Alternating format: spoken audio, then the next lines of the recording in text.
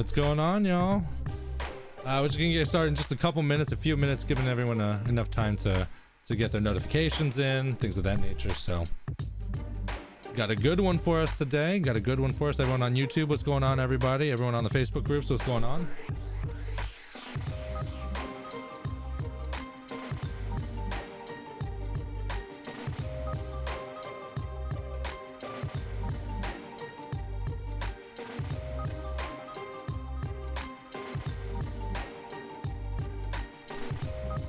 If this is your first time watching, guys, you're more than welcome to go ahead and chat in the comments below, and I'll be able to see him. I'll be able to interact with you live.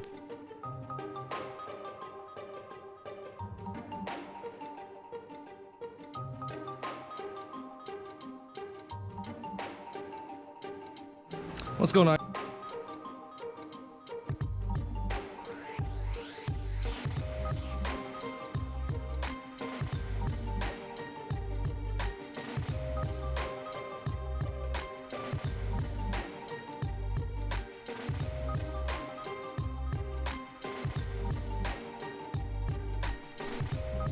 About another minute and a half, guys, and we'll get all set up and get ready to go.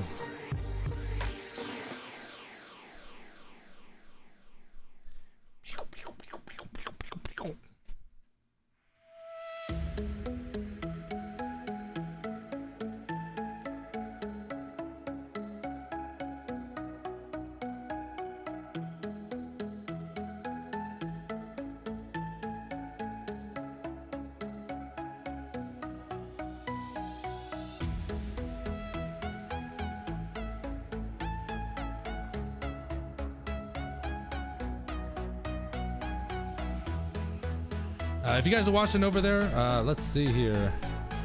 Z Customs, what's going on, everybody? In the field doing some installations. What's up, baby? What's up? Nice. If you guys are watching on the Facebook group, the old Facebook group, if you could do me a favor, can you type in the comments below? I want to double check and make sure that my comments actually do push through here. So I'm switching it up a little bit. I'm actually streaming through the new Window Tinting Business public group, and then I'm streaming that onto the private group. So then now anyone that's actually watching this can actually share. So this is gonna be nice. Getting started, guys, just a little bit here.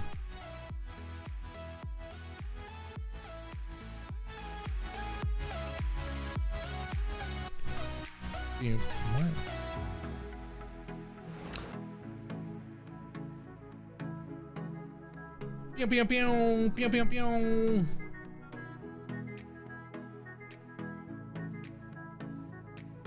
You know what? I can test it, actually. What's going on, everybody? Tint Town Tints, what's going on? T-Town Tints, what's going on, baby? Tinting a full Malibu with windshield. Got you up on the TV, ready to listen. What's going on, baby? Welcome, welcome. Welcome, we got a good one going on today here. Uh-oh. Daniel Rodriguez super chatted 99 cents. Oh. It's Daniel Rodriguez. I'm sorry. I'm so used to Daniel Reyna. What's up, Daniel? Appreciate the dollar super chat. Thank you very much. All right, we're gonna go ahead and get started here, guys. Let's just go over a couple things. Actually, I am gonna go double check here. Test. Does it push through? Waiting to see if the comments from the window tinting group push through, and it didn't. I've never done a test before.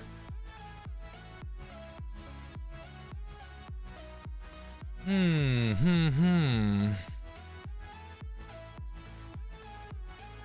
don't know if it didn't push through because it doesn't say it on my end.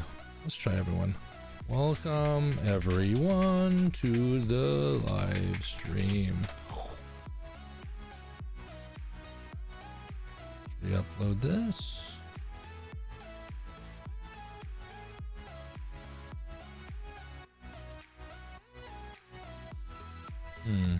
All right, so I'm gonna keep an eye on the chat from the Facebook group, just because sometimes, I don't know, because with the Facebook group now that it's public, I should be able to receive any comments or messages that are on the Facebook group. So we're gonna work on this, and it's a work in progress. What's going on, y'all? Welcome.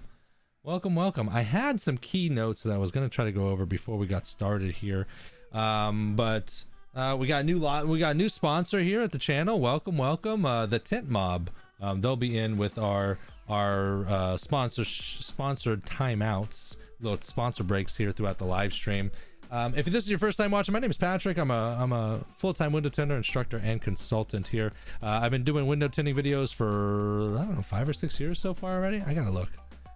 Since 2016, October of 2016. So basically my motto here is to inform, inspire, and improve you as a professional. So I'm trying to go in here and helping out. We're going to be doing live streams here. Today is going to be a Kia 2022 K5.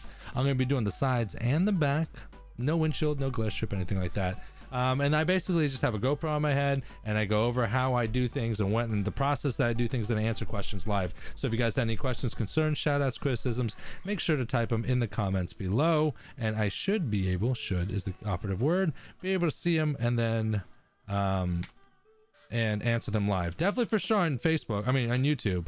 The Facebook group I'm still trying to test out, see if that's something that's working or not. But yeah. All right, let me think if there's anything else. Covered sponsors, covered that. If you are watching, this is new. If you're watching live, you'll be able to, we're just going to go live with it. But if you guys are watching the rebroadcast, moving forward, I'm going to be, and I should probably like pull up a notes thing here. I'm going to be notating and updating the notes. I'll actually be updating the timeline down here. So throughout the timeline, you'll be able to go ahead and jump to different sections of the video, whether it's like back window install, whether it's side doors, different sections of the video would now be will be broken down into chapters. And that's going to be for the restream. If you guys are here watching live, shit's live. I haven't even done it yet. I'm not even in the future. For those of you in the future, welcome. It's awesome. Okay. So let's go ahead and get started. Again, if you guys have any questions, concerns, shout outs, type them in the comments below. And without further ado, we're gonna go ahead and get started with today's live stream. What's going on, guys? Welcome back to another video here. So today we're gonna be doing this 2022 Kia K5. It's a brand new vehicle. And we're going to be doing our standard IRFX ceramic film that blocks up to 64% of heat.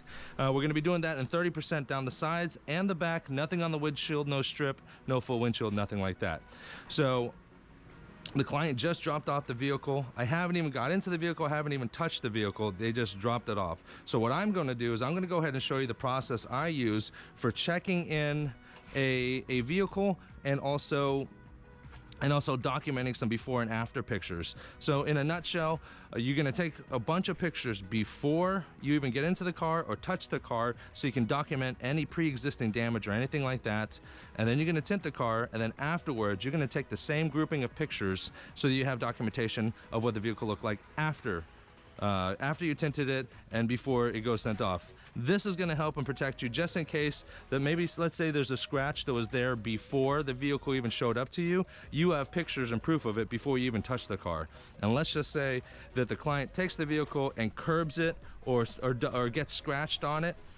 Gets a scratch on it, and they want to blame you for it because you're the last one who worked on it. Well, if you're taking post pictures and you can show the area that's damaged, and you can prove and show that area was not damaged when it left the shop, then now you have a little bit more coverage. So this is a process that I completely stole from a shop I worked at during the wintertime, Ultimate Window Tint down in Orlando. They utilize Tint Wiz, and this is the process that they use for checking in and checking out vehicles. It's an amazing process, and it just covers your bases. And then also you really start to build up a collection of pictures for the cars that you've done for before and afterwards as well, and that will be logged in. So before we get started, I'm going to go ahead and start recording my screen, and I'm going to try to bring this in here. Okay, so first thing we're going to do is I'm going to go ahead and take a bunch of pictures, and we're going to take 10 pictures total. Okay, so first one's going to be right up front.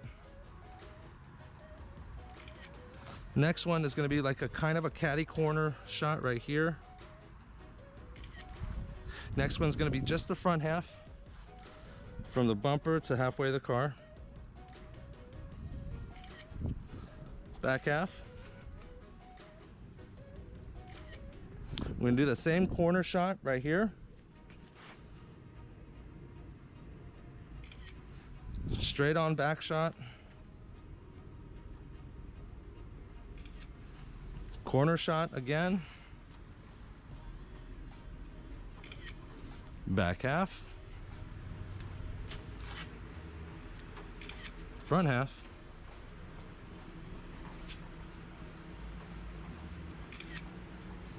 And front quarter. So what we're doing here is we're just basically getting every single angle of the vehicle, and then, like, let's just say there's something right here. I'll have two angles. I'll have that front half angle and I'll have this corner angle. So it's gonna give us redundant pictures and hopefully give us double protection. So we take the pictures with the phone camera first, because you can only take one picture at a time, I believe, in TintWiz. So now that we've taken the pictures, we're gonna go ahead and open up our TintWiz app. We're on the dashboard right now.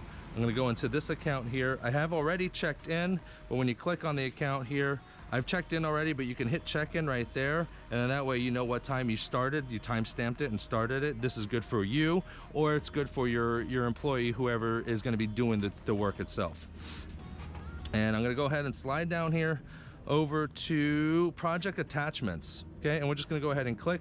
You can tap, drag here to upload. So I'm just gonna tap that, and photo library, I'm gonna go ahead and hit that, and I have all my pictures up right here. I'm gonna go ahead and select all 10 pictures, and we're gonna go ahead and hit add. Now they're just putting it in here, getting it prepped and ready. The next step here is I'm gonna go down to tags. I'm gonna hit before, and then now all the pictures are tagged as before. Okay, and then from here, now everything's ready. All you have to do is hit start up or start upload, and then what that's going to do is going to start uploading all those pictures up to the app.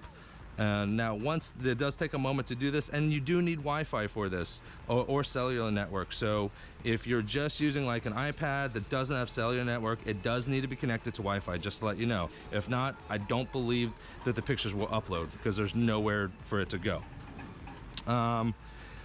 And so it's going to take a moment to upload, but once it uploads, now it's going to be saved within the project. And then you can go ahead and delete the pictures from your phone. You don't need to save it on the phone, because all these pictures will be saved on the database within TintWiz. So as you can see, now I can see all the pictures. I don't need to go into detail and give like front quarter, front half, whatever. But they're all tagged as before, and this is the, you know, now within the project. I have to double check, but I'm curious now, because I've taken pictures and this account or this project was tagged specifically for a 2022 Kia K5. I'm curious that when I pull up pictures in the future, will these pictures pull up? That'd be an awesome resource, especially if you're maybe not at first, but once you start getting cars rolled in and you continuously use TintWiz, when you're checking in clients or you're talking to clients, you're able to go ahead and pull up past pictures of the same vehicle, and then that way people can see what it would look like as well. So that's the check-in process, and I'm probably not going to show you the checkout process, but it's the exact same thing. You take pictures with your phone, all 10 pictures, and then you upload the same, and then you tag it as after, and then you upload, and you're good to go. And then now you can check out and send the client the invoice, and then you're done. But this definitely gives you an extra layer of protection in regards to liability when clients try to pull stuff like pre-existing damage. You can prove and show that that was there, or damage that they did after they left your shop, and try to blame you for it. You know, obviously this is not something you tell your client, but this is just an extra coverage that you do for yourself. So now that that's taken care of, I'm gonna go ahead and get the car into the garage, and we're gonna start working on it. Just realized that the water is out. Now granted, this is Fiji water, so it is the best. It doesn't matter if it's cold or if it's hot, it still tastes refreshing. That's why I love it. But I definitely want some cold ones ready for the clients. I love Fiji water.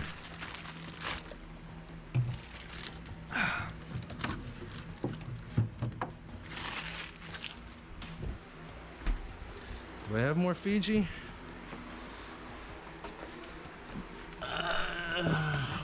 Coke, Pepsi, Gatorades. Oh, I think I'm down to my last half half dozen.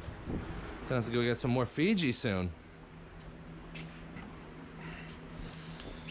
But yeah, now we're ready. I think I'll take a Fiji.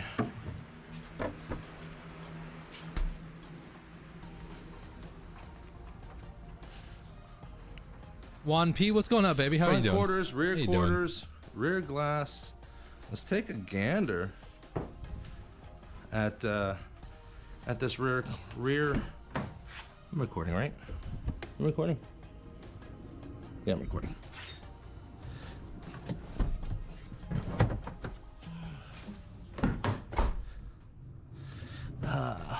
So these little cords right here, quick tip. These like little cords that are plugged in, just go ahead and unplug them, send them to the front, because if you step and yank on them, you can break them.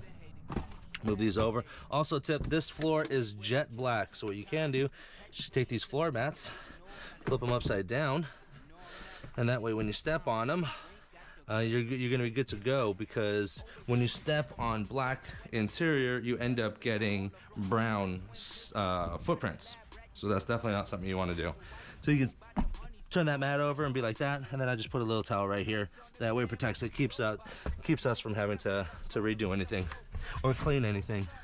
I'm gonna take these headrests out just because I want fun. Always make it easier for yourself. It looks like there's plenty of room on the bottom end, which is nice. It's electric for sure. So I think this is the Sonata, but like the decked out version. Look, they get the moonroof. I mean, it's a pretty big roof too. I think this is just like the decked out version of the Sonata, to be honest. No, because the Sonata's a Hyundai and this is a Kia. What the hell am I saying? Okay, let's see what we got going on here. Adam, what's going on, baby? I saw you over on Facebook. Sorry. I thought being a public group would like switch it out and like I'd be able to read, but I still can't read it, and it's all, and there's no reply option. So if you guys want to guarantee for me to see your comments, then you guys can go on the YouTube channel. I've never messed with these. Let's see.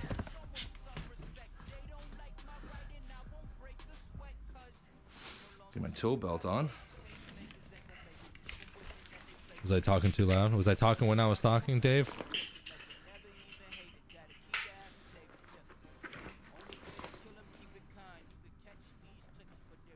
I gotta do better about like putting the volume down when I respond and then back up. A little bit of testing, investigating, kind of figuring out what's going on here. When you're doing stuff like this, obviously there's always a risk. Like, let me see, does this pop out? It's not popping out. It's gotta pop out, right? But it's not. Is it pressure? Can I pop it from the inside? Uh-oh. Oh, looks like I can pop it from the inside. Now this roof does feel very, very sketch. So make sure when you get your fingers back here, you're pushing on this button here. But I'm just getting up underneath it and pulling it straight down. And then you upload. Now what? Let's see. Oh. They're 10 mils.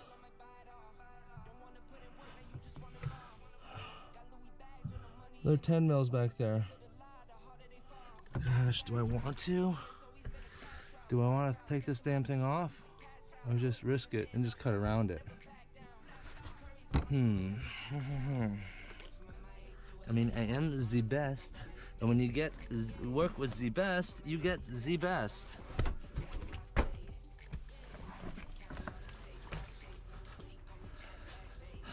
I can leave it.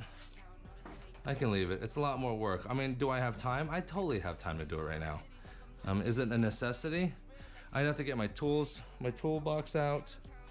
And it would be kind of a pain in the butt, I'm not gonna lie. Because you gotta get underneath there, because I don't know how to pull that whole, I don't want to pull that whole headliner, because I don't know what the hell I'm doing, right? So I think what I'm gonna do is I'm gonna leave it. I'm gonna leave it. I think the liability risk and the time factor is not. Now, if this was like my super high-end stuff and they were getting front windshield and everything, I'd probably call them and ask what they prefer and give them the option. But we're gonna go ahead and leave it. So we're gonna prep it a little bit differently. I'm gonna show you how I prep it. So I cut it the way I want to.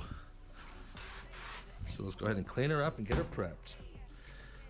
Liz, I'm super glad that you guys cut around it too. Clean towel when you're.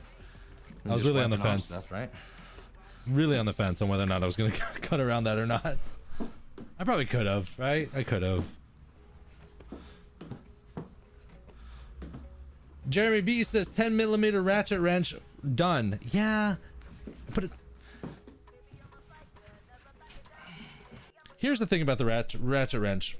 So I could have definitely got a 10mm with a wrench in there, right? But I gotta get it all up underneath it, and then I can get it out. But then I gotta get it back in. I gotta feed both my hands in there. So could I have done it?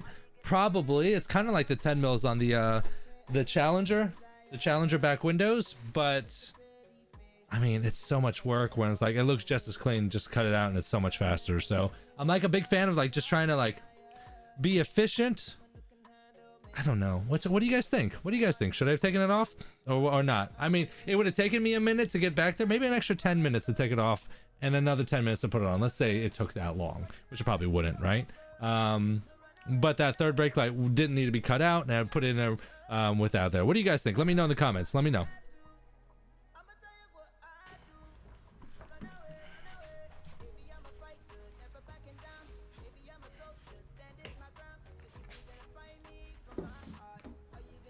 I'm gonna prep and shrink, and what we're gonna do is I'm just gonna throw a light underneath it, and that way I'm going to cut 1/8 of an inch on the inside. That way there's not gonna be any light gaps. But then we still cut out that third brake light. I could probably do the third brake light, like I said. It's probably gonna take me an additional 20 minutes, 30 minutes, maybe 20 minutes or so. All right, now that she's clean, let's get a little DSP going. Juan P from YouTube says, live there, don't take it out. There you go. There you go. Just slide it under, baby. There you go. David Weimer, hey Patrick, what's going on? I'm using DSP, notice that I'm not soaking I'm not even wetting the glass. I'm strictly wetting the applicator. But look at that. Do you see this haze that I get? I see a lot of people when they're using DSP, they're just saturating it, because that's what you do when you work with dryer sheets. You saturate the glass, you saturate the dryer sheet, you wipe it on, and you wait 25 minutes for it to dry off. That's ready to go. This is clean, the glass is dry. Look, take the applicator, 2 spurts. I'm not soaking it. I'm just saturating it. I'm just not even saturating it. I'm just getting it wet right here. I'm gonna start off in the middle. I'm just gonna rub it. That way I can kind of spread it out. Cover the whole glass. Back and forth, back and forth, back and forth. When you do it this process, this leaves a much thicker and better haze on the glass. You can just soak it and rub it all down, and it kind of leaves like a thinner layer at the end. It doesn't. I mean, you can wait for that to dry and then hit it again with the applicator to make this haze. But this haze is what you want. This is the perfect way to apply dry shrink prep. Got that good haze, and now that's ready to go. There's no wait times. We don't have to wait 10, 15 minutes, maybe pull the sweeps out and do some other stuff. We're ready to install right now. So I'm gonna go ahead and grab our film here. IRFX, we're gonna go with the 30%, going European style. All right, while I get that out, I got a couple questions here on YouTube here. Says, I've been having trouble with using DSP. I'm new to using it. Just make sure it's dry. Everything's dry. Wipe the car down, wipe the glass clean, and then apply the DSP just the way you saw me do it. So it's very light, very, very simple, very easy. Don't overdo it. Jeremy B says, did I see a plotter with a cover over it? No, that's actually a Traeger grill like we got for my father-in-law for his 50th birthday. We're just housing it right now until they get their new house built and such. So I love you, Dry Shrink Prep. Great product. I can't live without it. Juan P, thank you, brother. We really appreciate it. I'm really curious as to what the hell I'm saying up here. So let's see if I can catch it. With 40-inch rolls and 20-inch rolls separately. Now, if you're okay, I did totally mean to talk about this though too. So let's go back. Maybe I should just start pausing. Because if you had like some people have dedicated plotter rooms where they just they have their film out of the boxes on walls and ready to go, right? I have to keep it this way because I'm mobile as well, so I need to be able to take my film and bring it with me. But I chopped down a 60-inch roll down 20/40, but then the boxes end up breaking, right? So then I have to roll around with it upside down. So if you're a mobile guy like me, what I would probably suggest is to roll with 40-inch rolls and 20-inch rolls. What's up, Cody? Separately. Now, if you're a shop and you have a dedicated room and you don't need the film to be in boxes, then I would do it this way. I would get 60-inch rolls. I would chop it down 20 and 40, and then that way you could save. It costs a little more to go 40-inch boxes and 20-inch boxes, but they're easier to handle, maneuver, and move around. Also, it makes you look, it's like instead of having, like these are power bills, right? These are hundreds.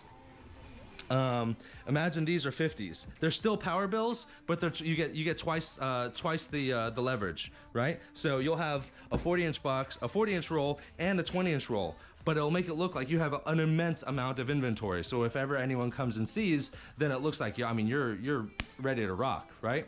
So that's my opinion, just because this is now a pain in the butt, because this box the bottom half did tear, just because of the sheer weight of it. And now it really bothers me that I have to put it in upside down, because if I put it in right side up, then the bottom falls out. So, For those of you guys that didn't catch that, I was talking about the 60-inch boxes breaking eventually. So in the long story short, if you work in a shop with a dedicated plotter room, you can order 60-inch rolls, but chop them down 40/20. But if you're mobile, just get two different boxes. Get the 40-inch boxes and the 20-inch boxes, because the base will eventually break and it's a big pain in the ass. What's up, Cody Becker from Facebook? What's going on, baby? I hope you're enjoying your U time there. Keyshawn James, what's going on from YouTube? What's going on, baby? What's going on? Tint Pro in the house. Vatos Locos, homies. What's going on, babies? What is going on? Fair warning. This is 30, right? Let's double check. IRFX 30%. Yep, let's do it. But yeah, especially if you're going to be hand cutting, I believe that that having 20 and 40-inch rolls, I love it more, because you can just, it just makes it a little bit easier, you know, instead of having to try to cut a 40-inch roll in half, then you don't have to deal with that.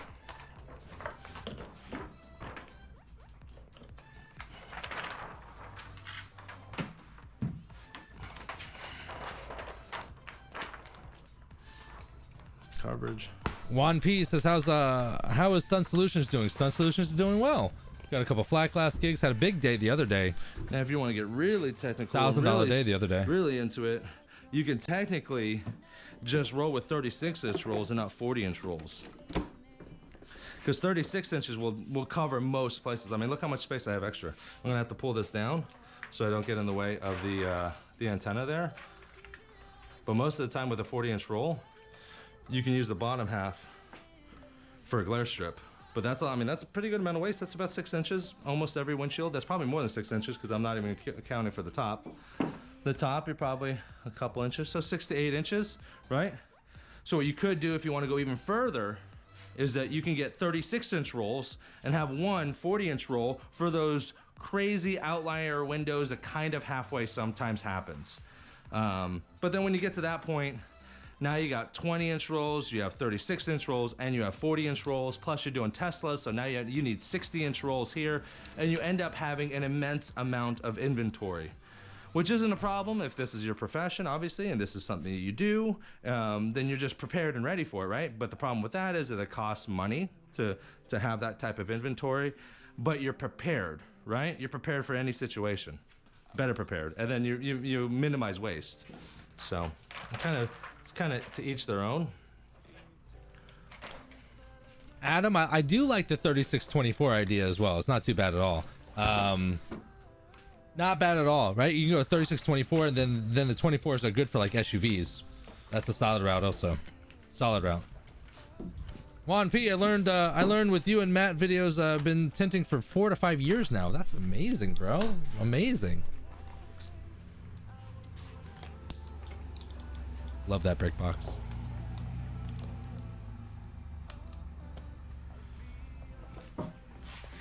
Juan P's got his own business, doing good and getting there. That's right, baby. Good. I'm glad. I'm glad we're able to help. It's the whole point, right?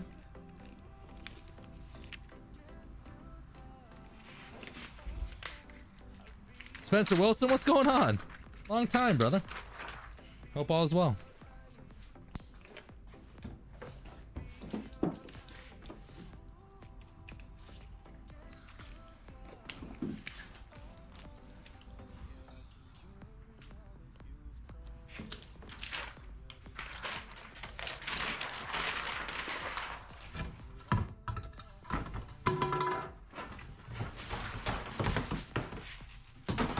I'm saving that core roll. I'm saving the core weight for this one. This is off IRFX15 roll that I did. So this is the core. What I'm going to do is I'm going to go ahead and save this core because it's the first core I have available. I run through a lot of film. It's surprisingly that this is the first core, or the first core I've actually saved. Let's say that. So now I have this, and this will actually help me with my inventory. With the inventory management system with TintWiz. So now that I have the core weight, then I can weigh a full brand new roll and see how much that is, and then that way I can start doing a proper inventory on my inventory.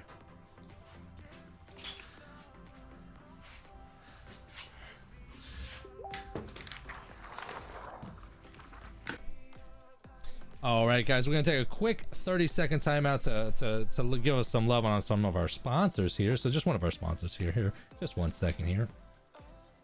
This live stream is sponsored in part by Tint Wiz. Tint Wiz is a CRM suite designed for window tinters.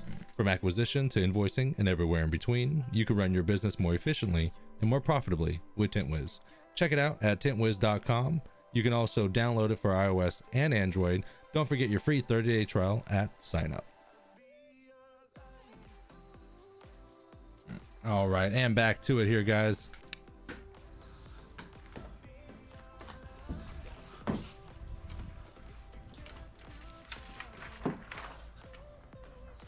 Adam brings up a good point. 36 covers just about every back glass and windshield. 24 covers every side glass, including the forward pickups. Yeah, because usually when I go 40-20, I got to take the 40, turn it sideways, and go sideways with it. So 36-24 wouldn't be a bad chop. You would cover most. Now you are gonna need a 40-inch roll for those sometimes. I need a better place. Any suggestions, guys? I need a better place. I want to mount my my heat gun somewhere instead of having to constantly pull it out. I don't want to do that.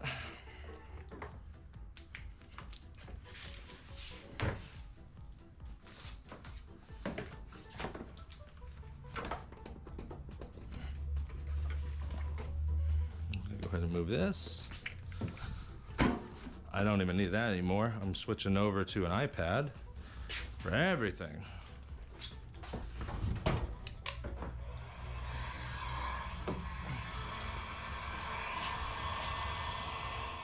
I see. So I don't think I talk when I shrink. So I'm just lowering the volume down when I do that because that shit's obnoxious. That shit's annoying.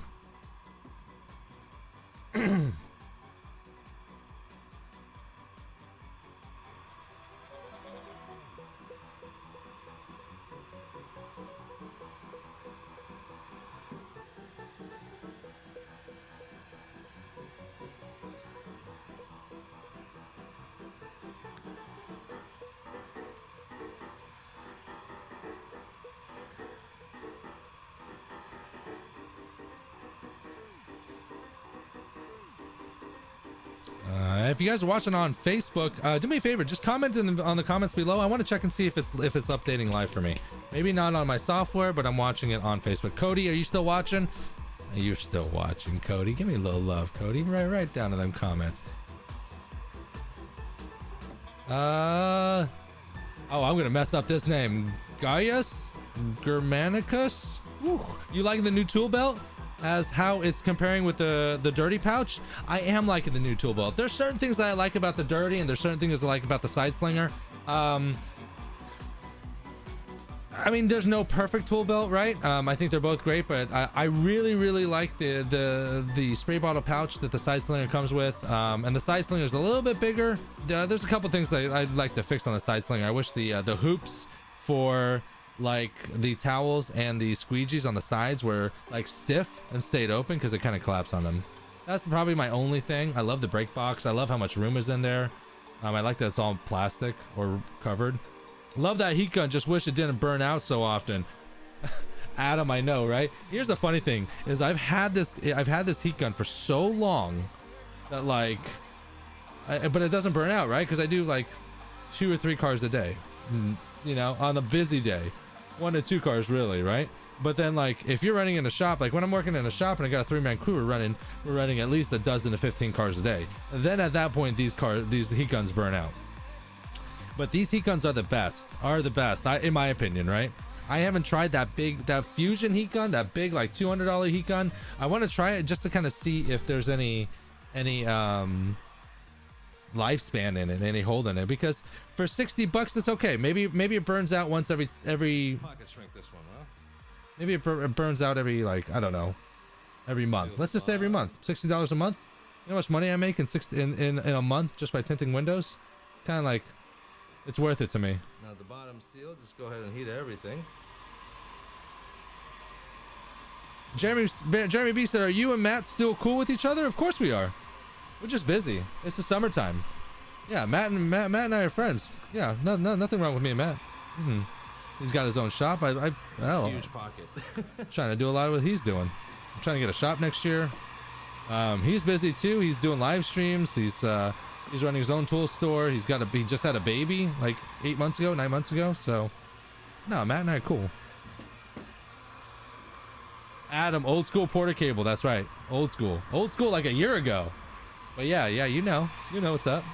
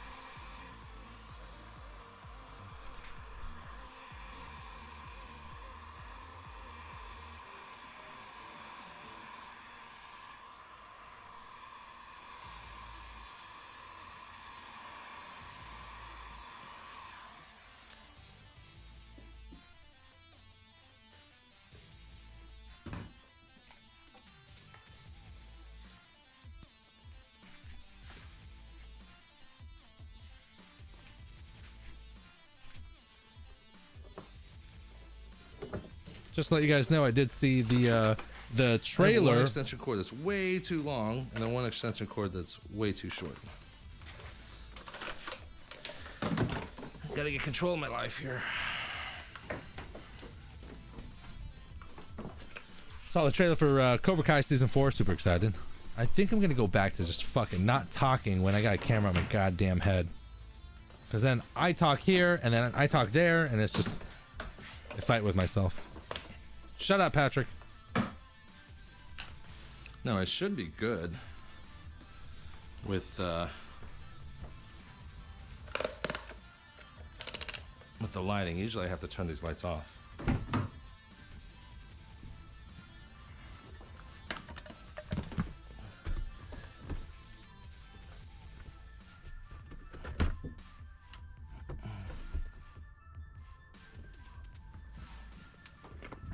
Shining all the way. Ah! Oh, Jesus! I don't want that heat gun hitting me. Heat guns are like knives. Don't try to catch it. Let it hit the ground. Okay, let's go ahead and move this. Clearly, it's in the way.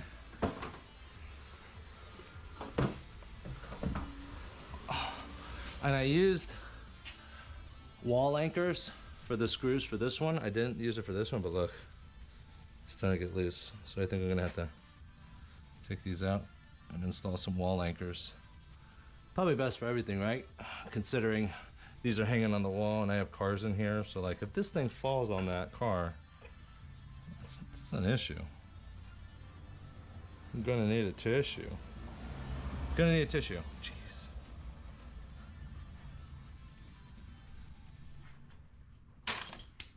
Screw you. Okay.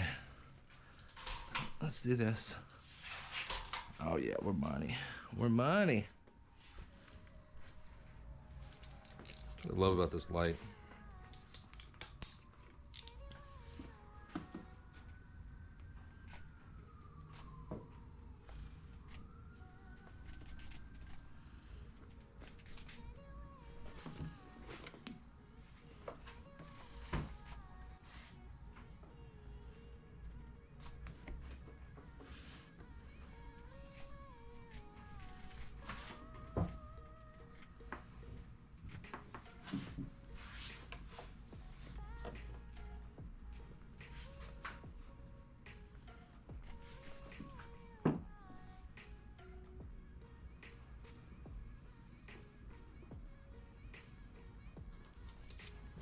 I gotta remember to look down a little bit more, or angle the camera down a little more. Not getting a very good angle on the shot.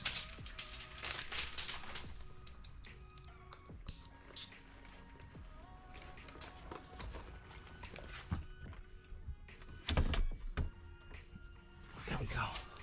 Keyshawn, was that you? You ordered the red dot? See. Oh man. Since I'm right-handed, I'm gonna go on the passenger side. That way I can get the most of it. I appreciate the support, brother. Just be careful. Hope you got it. It should have been got already. Foot on a tire. So sketch. So sketch.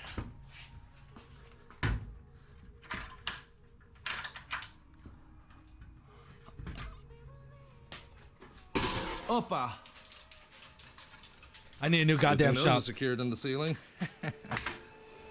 So damn tiny. Save me. Love these benches, by the way. Careful.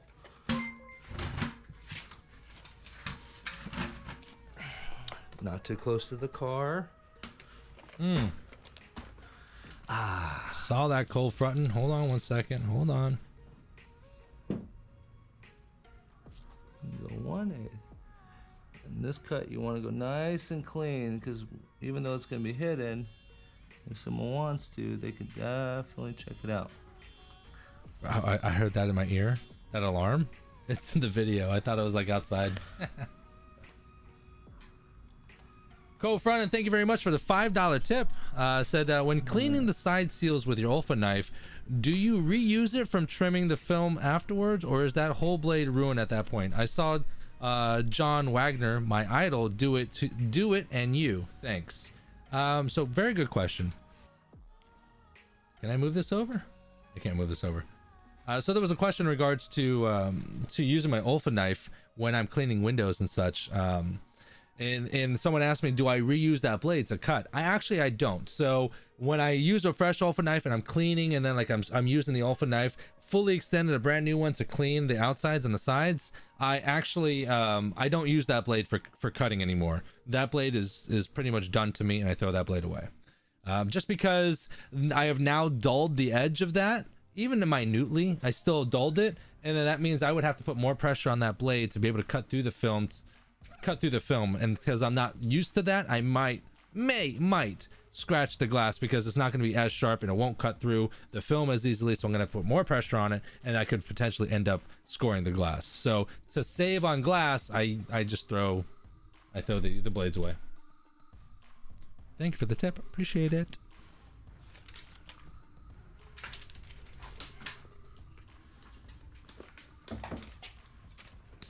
Jeremy B says, yeah, I almost died. I had a full-size Ram the other day, and I almost died. I mean, I'm just, like, I could barely open the doors. It's crazy. Like, it's just it's an inevitability, right? Because it's like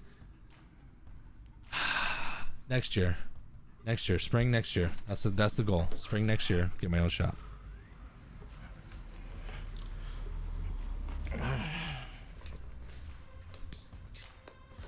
just not getting the right angle. So I'm gonna go ahead and do the same thing.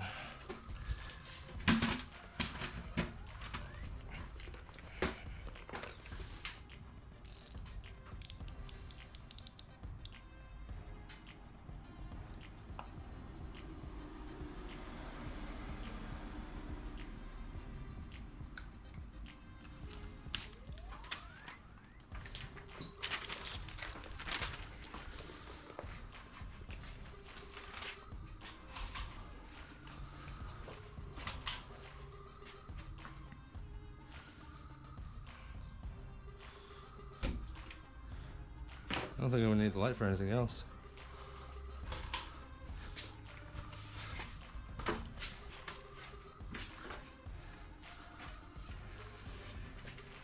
And these benches are great for flat glass, but I didn't buy them for flat glass.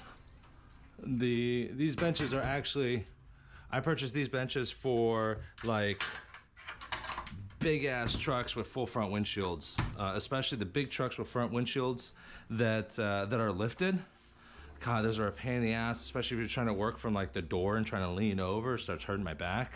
But this way you can put two, because you just get one, you gotta do half and then you gotta move it, you gotta do the other half, and sometimes you gotta keep going back and forth. So if you get two, you sit up two on both sides. That way it's easy to get up and keep working more efficiently. So that's why I have those.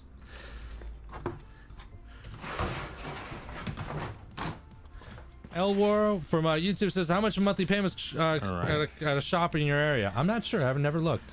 Never looked. I didn't look until I needed it. Now I should start looking. I'll probably be in the $2,000 a month range ish. So tight. No more than $2,000 a month. Because I don't need just a place with a shop. I mean with a one car bay. Double snap here at the bottom.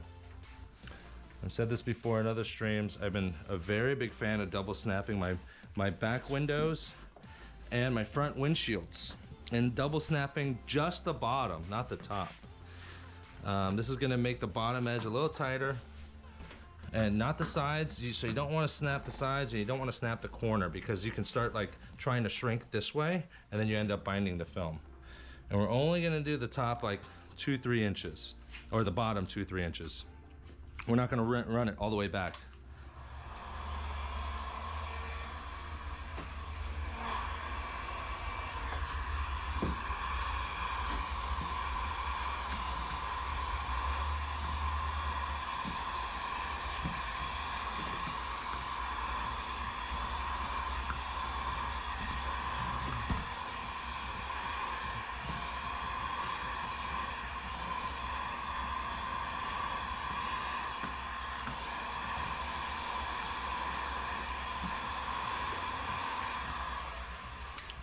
Just like that.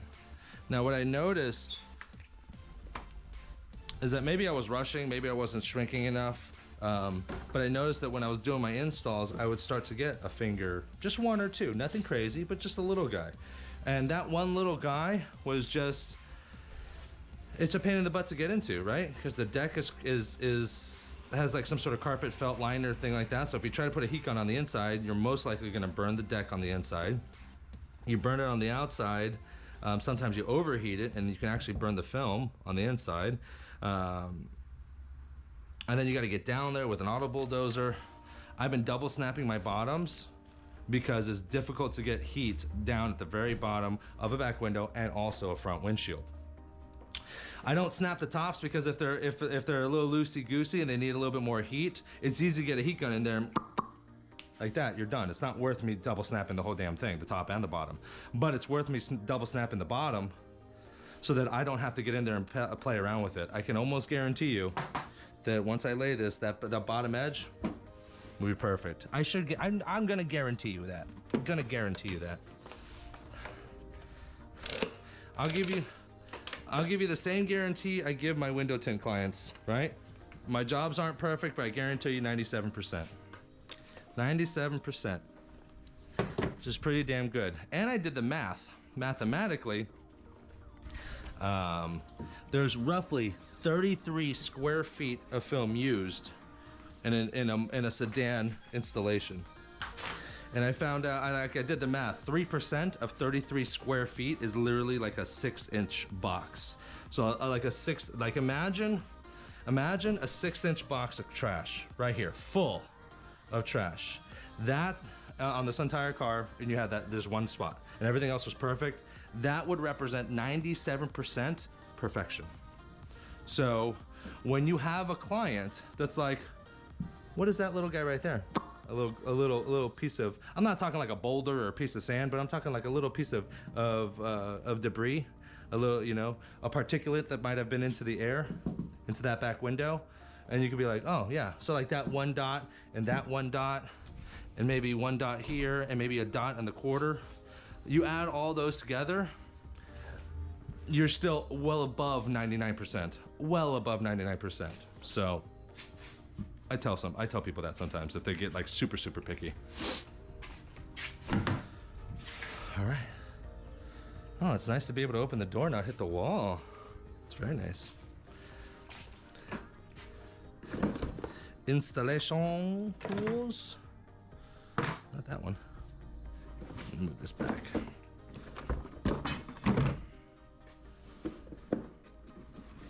I'll move this over here.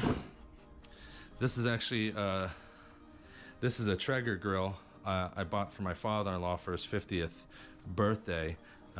So we've already given it to him, but it's like they're like in the midst of moving, so, and they don't want it. I mean, it's like a $1,600 grill, so they don't want it to like get damaged in the midst of the move and stuff like that. So I'm keeping it here and keeping it protected. That's why you see that. Auto bulldozer, the reach, which these will actually be in the store coming very soon.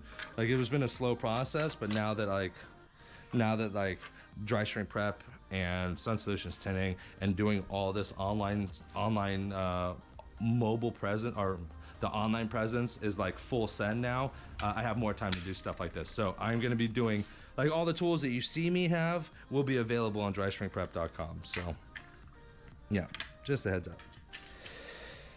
Okay, scrubber, towel, sprayer, we're good to go.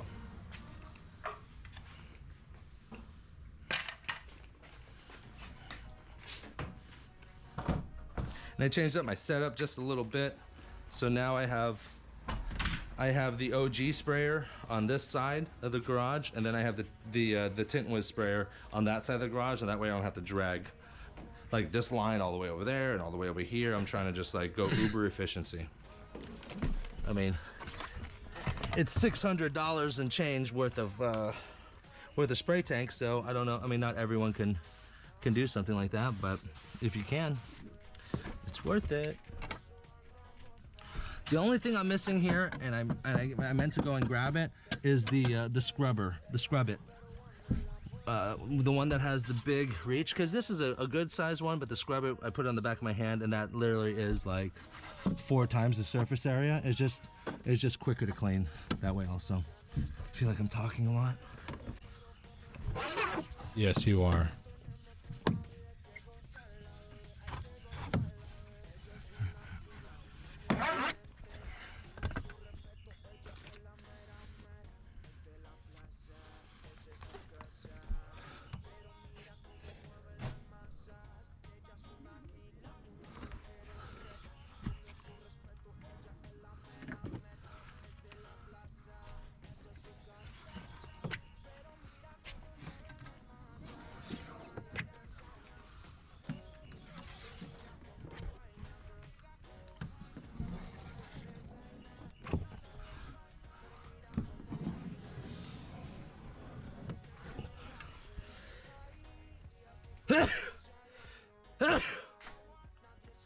Oh, excuse me. Bless you, Patrick. Thank you, Patrick. You're welcome, Patrick. And what I'm going to do, I'm going to go ahead and pull this back.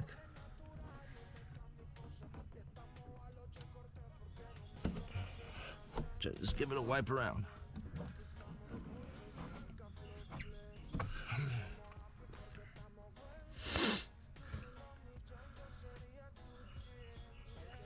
Yeah, I think I'll do reverse roll also.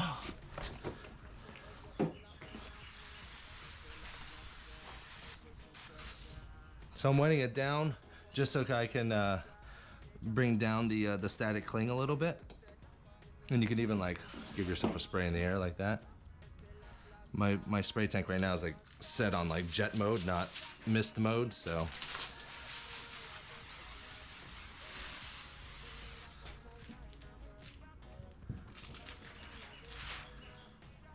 Someone from YouTube asked, is it a Fusion Blue Blade in the side swiper? Yes, it is. The original blade that comes with the side swipers are garbage. I hate them.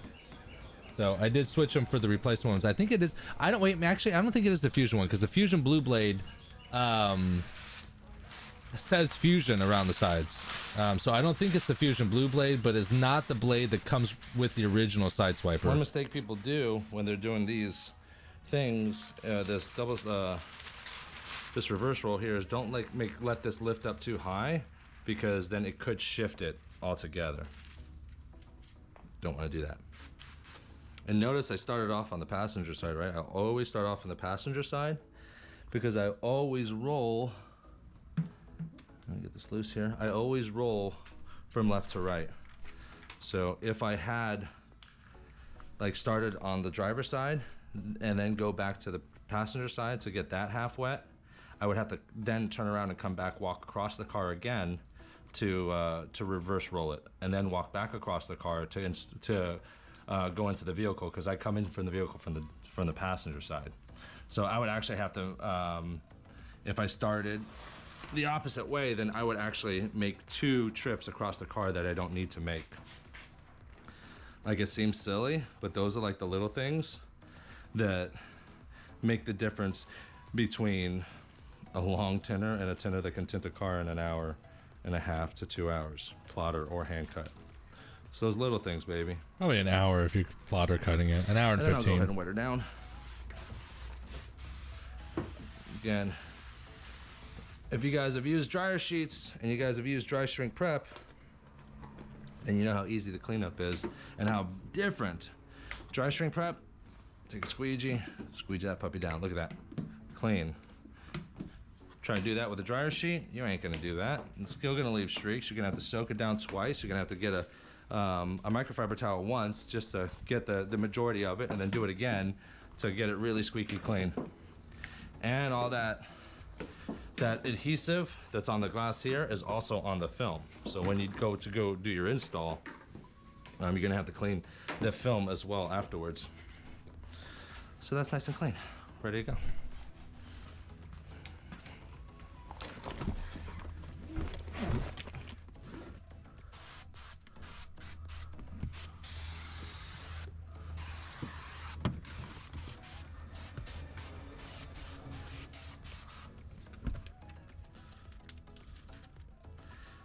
Now, particularly, I prefer Frankenstein, to be honest. But sometimes the Frankenstein isn't very conducive in these tight and small environments. That's why I just reverse roll.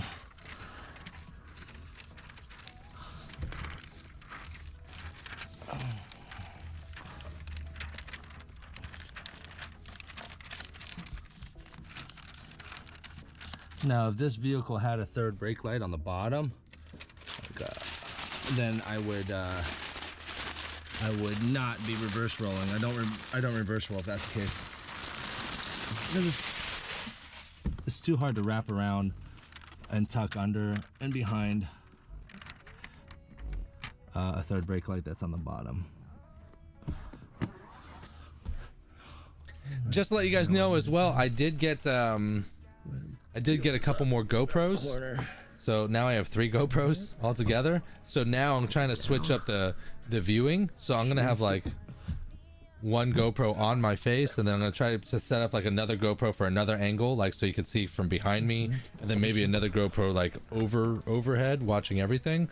So I'm gonna try to do a couple angles, different angles, change it up a little bit.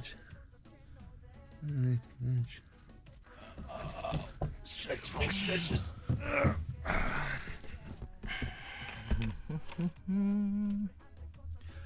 Squeegee flip.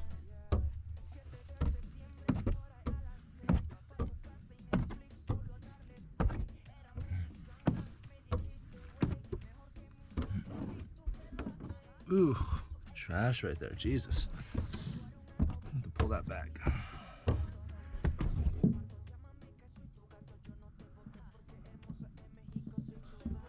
No guy right there too. Jesus.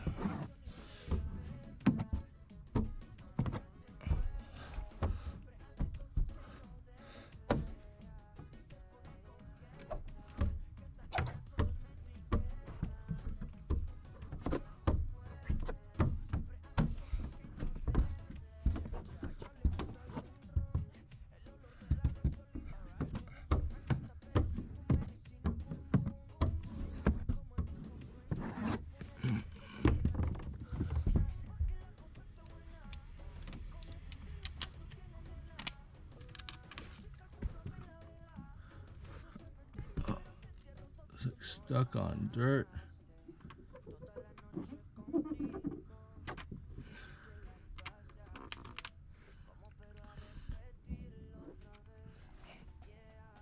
See what I did there?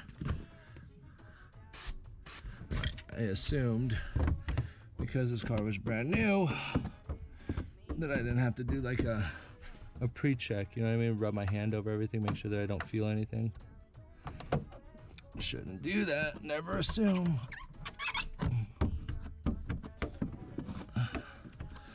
One of the good things is I'm getting 97%, but also this is 30% film. So the lighter the film, the easier it is to hide contamination.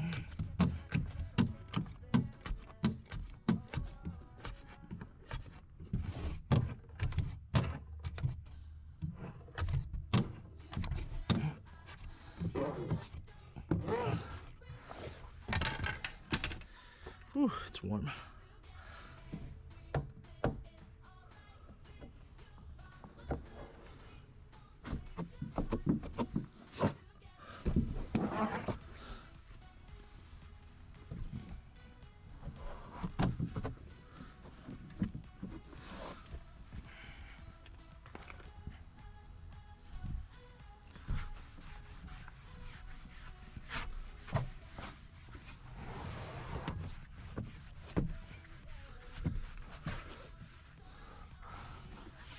All those streaks you see are actually on the outside, not the inside.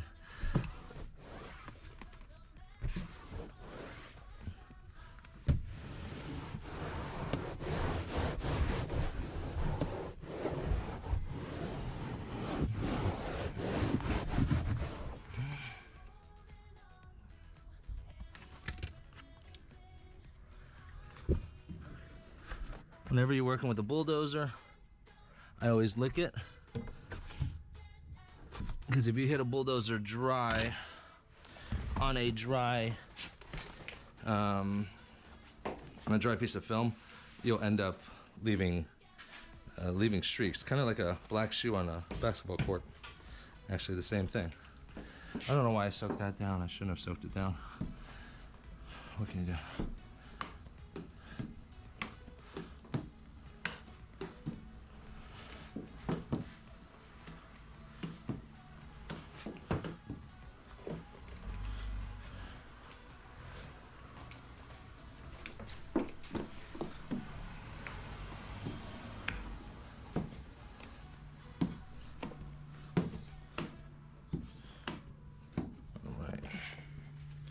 Final checks here. Got a little something right there.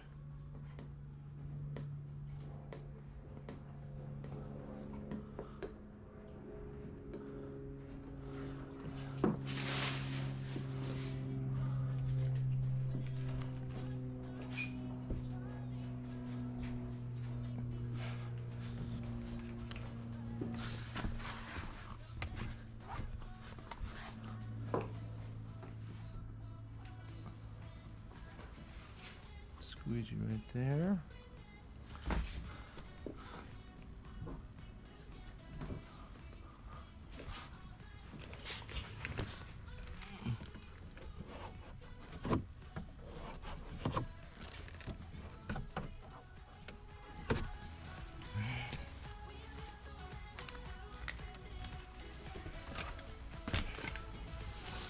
a look. That's it.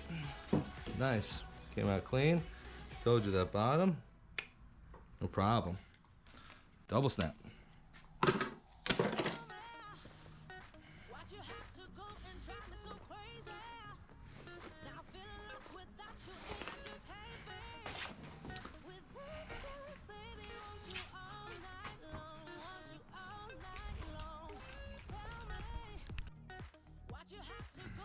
Moving on to the sides.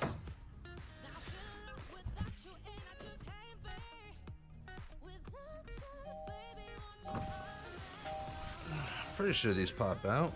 I've never done it before, but let's find out. Yeah.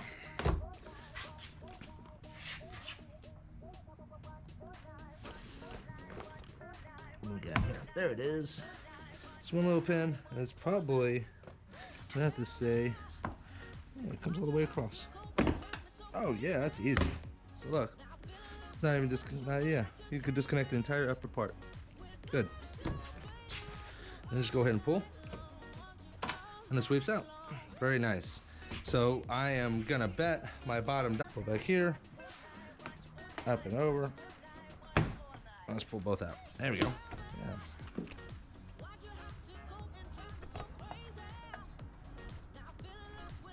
There we go. So looks like we're good there. I'm going to pull out. Alligator says, "What's up? Matt's That's podcast it. is over, so now I'll join in here." Welcome. Welcome. You even probably get a wedge. Welcome to the Thunderdome, bitch. Put it right in here, and you'll be good to go. I think one got disconnected. It did. So I have a tool. Where are you? Where are you? This tool right here. I don't even know where I got this. I don't even know what it's called. And I'm pretty sure it's for popping these. It's like one stuck right there. Now you can take it out. Fucking magic.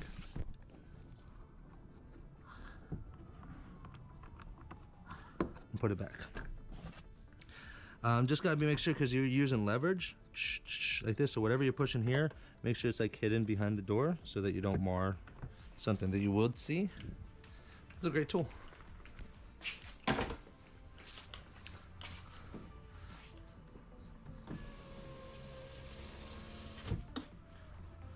No tools, no muss, no fuss. I'm gonna roll down driver's side. Just because I want one window down at all times.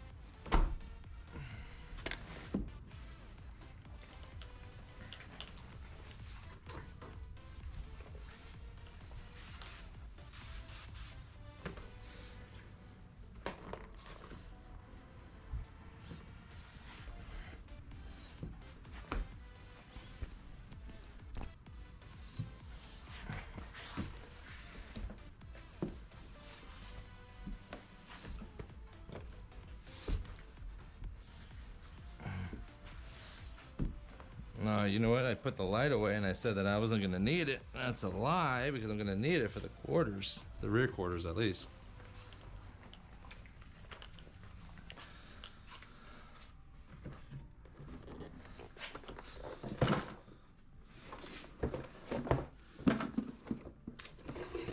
And 20s I think are going to be enough.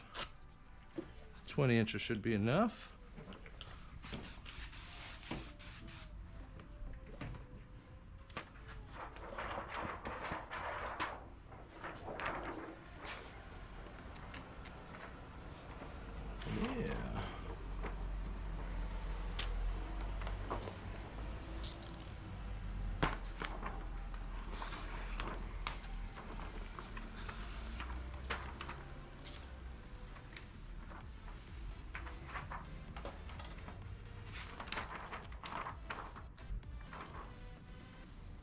Bottom looks pretty straight, so what I'm gonna do is I'm just gonna line up the factory edge to the bottom. That way I don't have to cut that part. I'm getting close to this, close to the end of the roll.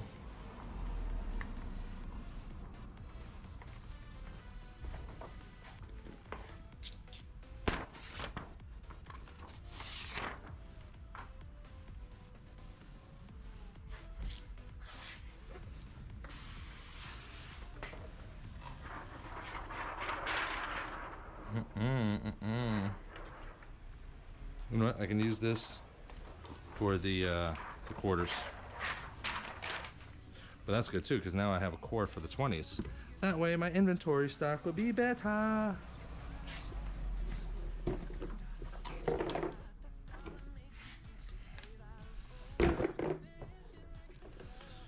You know I looked up at that film handle, right? You know I looked up at that.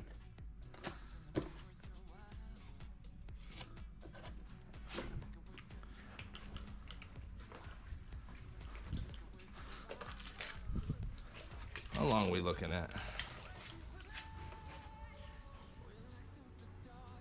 At 35 inches. They're gonna overlap a little bit, so let me go ahead and cut this real quick.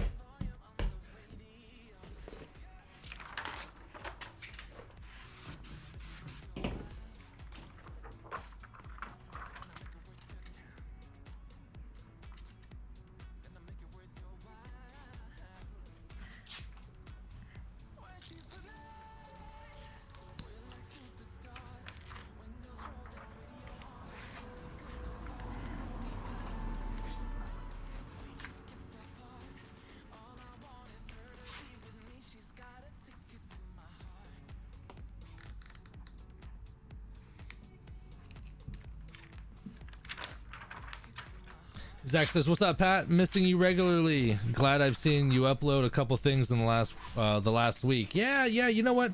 I'm starting to falling into a good groove. Like I said, I'm gonna be doing the live streams more often. And then what I'm doing is, So I did slide it over hold a on. 1/4 of an inch like I normally do. But what I'm actually doing here is I'm gonna slide it back so this edge there's no overlay. But because this comes to a point, I'm gonna bring it down 1/8 of an inch, which means it's gonna shift about 1/8 of an inch. So I'm just gonna leave it right there where that is. So what I'm gonna do is I'm gonna take these live streams. Like this is a 2.5 hour live stream, right? Not everyone's gonna watch this. So what I'm gonna do is I'm gonna break down little quick videos from these live streams. Like so, we're gonna have a video about double snapping bottoms for back windows. We're gonna have a quick video on what size film you should get for mobile. Another video is here is how to remove the sweeps on the Kia K5 because I removed the sweeps here. You know, little things like that. If the little videos that I think might be helpful, I'm gonna go ahead and do that too. So people that want to watch the long form stuff can do this, and then I'll be able to 30 because it makes it very easy to see. I'll be able to go ahead and chop down little videos out of these bigger videos. So But you'll be seeing me do a lot more. Good lighting is important. Like I said, I'm on my own completely now. So unless I'm completely slammed, which I probably won't be. Like I'm trying to do at least 1 or 2 live streams a week and then chopping up multiple videos out of that. So, and I got the podcast thing getting set up. I spent like a stupid amount of money on a video podcast. The only thing I no joke, I spent like $2,500 on GoPros and sound decks and headphones and professional mics, and the goal is that I'm going to be traveling and interviewing influential people within the industry. What I'm thinking about doing and doing a badass I think I'm gonna video from that. leave this board up and then drill 2x4s into the wall here and here and get a glass board right there because I think it'll just be more easy. I had that big rolling one on the legs, the mobile one, but it was just so big that like it took up so much room. I could put a 2x4 on the bottom here, a 2x4 on the top here, put a J channel across the way, and then mount the glass up against there. And then that way it's right up against there. I can still have something in the background, maybe my business banner or something. But then I have a glass board that I can actually cut on. I can cut on here, this is not a problem, but like sometimes, but it's down low and I gotta do like this. Sometimes it's easier just if it's on a piece of glass. So I think that's what I'm gonna do. Austin from YouTube said, what's the safest tint to do on the front side windows? I don't know what you mean by that, my friend.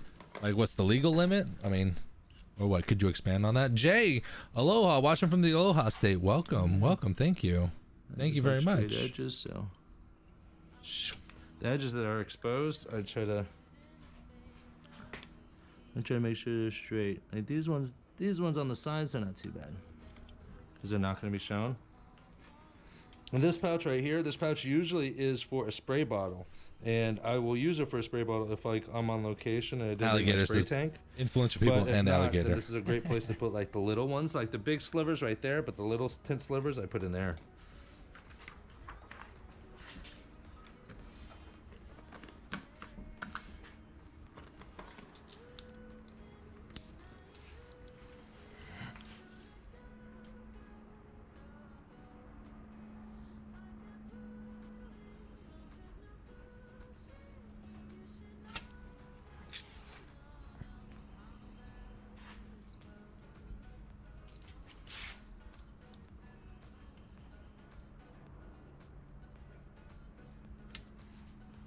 And obviously we're not winning any land speed record awards, right? We're just tinting, taking our time, doing it right.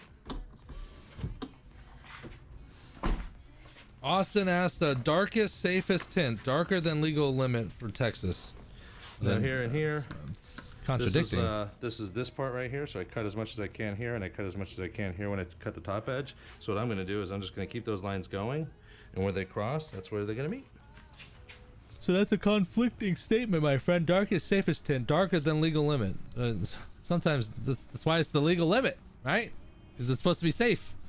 So if you go darker than the legal limit, then it ain't safe, right? Not the greatest cut, but still pretty straight. And it's gonna be hidden by this one.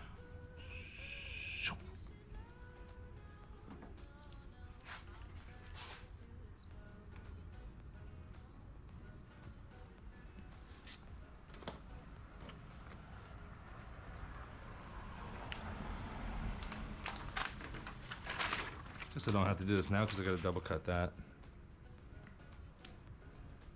But now we're good to go. Take this.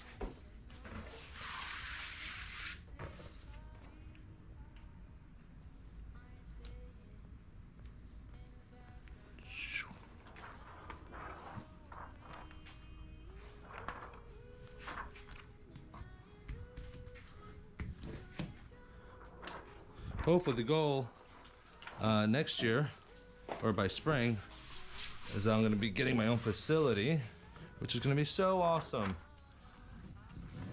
I'll be able to manufacture, dry shrink prep out of there, do all the distribution I need out of there, and then also be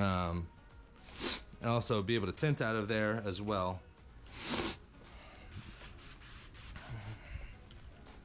Hopefully have a little bit more space.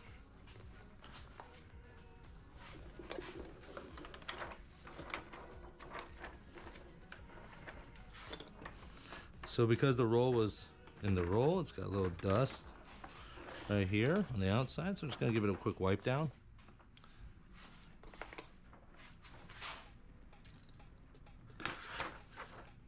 Doesn't have to be perfect because the windows are way bigger than 20. Put it right there. See, right there looks good.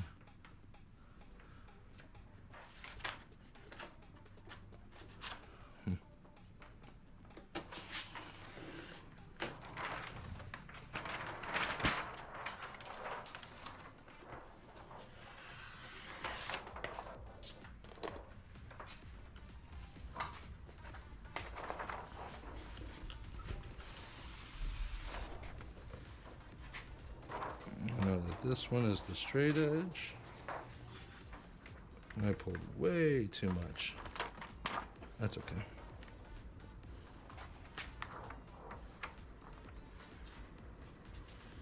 And when you're pushing this down, just make sure, if you're going to use the straighters, just make sure it's pushed down before you get it wet. And you don't want to crunch it.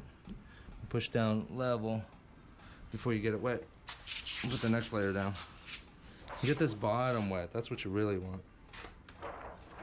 Get the bottom wet. So it just slides right into place. Probably could have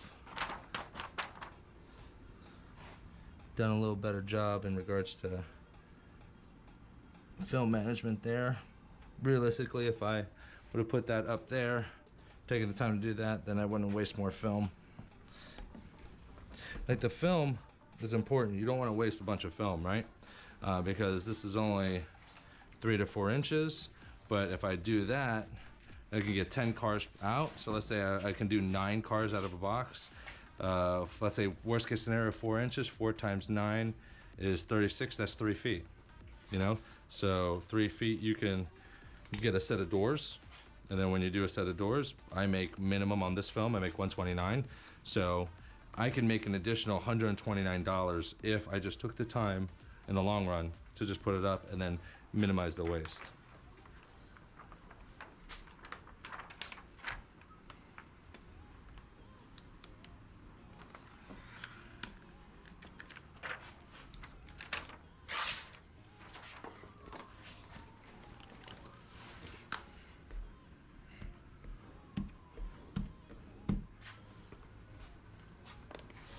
What I'm going to do here is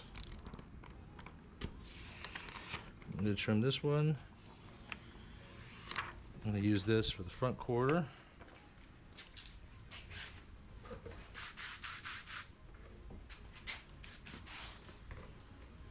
And maybe the back quarter. Yeah, Martin says we'll be plotting the portions. Trust me, I'm trying to just use the plotter. We're not going to hand cut. That's the one thing about hand cutting. It's like, I get tired at the end because I'm like, oh God, hand cutted. Double cutting. Like, cause there's front quarters and back quarters on this damn thing, and the front quarters are such a pain in the ass. You gotta be so damn exact. So damn exact. Let's see. I'm gonna use this for the front. Yeah, it's too small. It's okay. I got the rest of that 20. I'm good.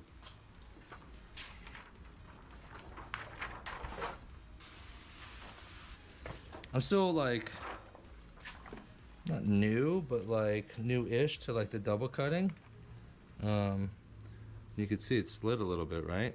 So that's why I like I squeegee the shit out of it and then I just lift it up and re-wet it.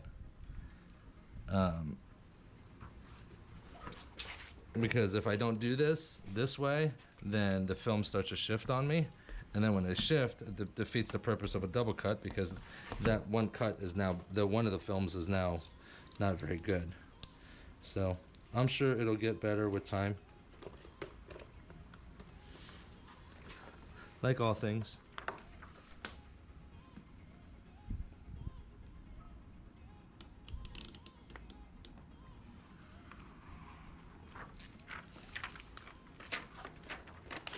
So I can tell the bottom is shifted by maybe a 1/16 of an inch, nothing too crazy. So what I'm going to do is normally I just butt up the bottom end and call it a day.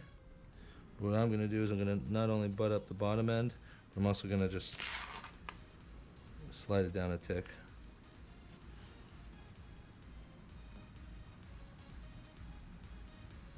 And since we're bottom loading, it's not going to matter anyways. I'm not going to have a bunch to deal with. If I was top loading, you would just have to deal with a little bit more to tuck, but nothing too crazy.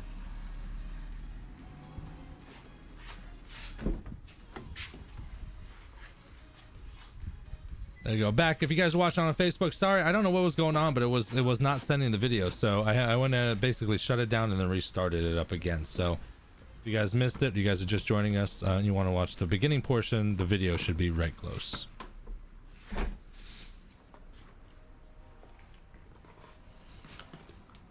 Do I need it? Oh, I don't need the light. I can see it. Double layered 30? We're good.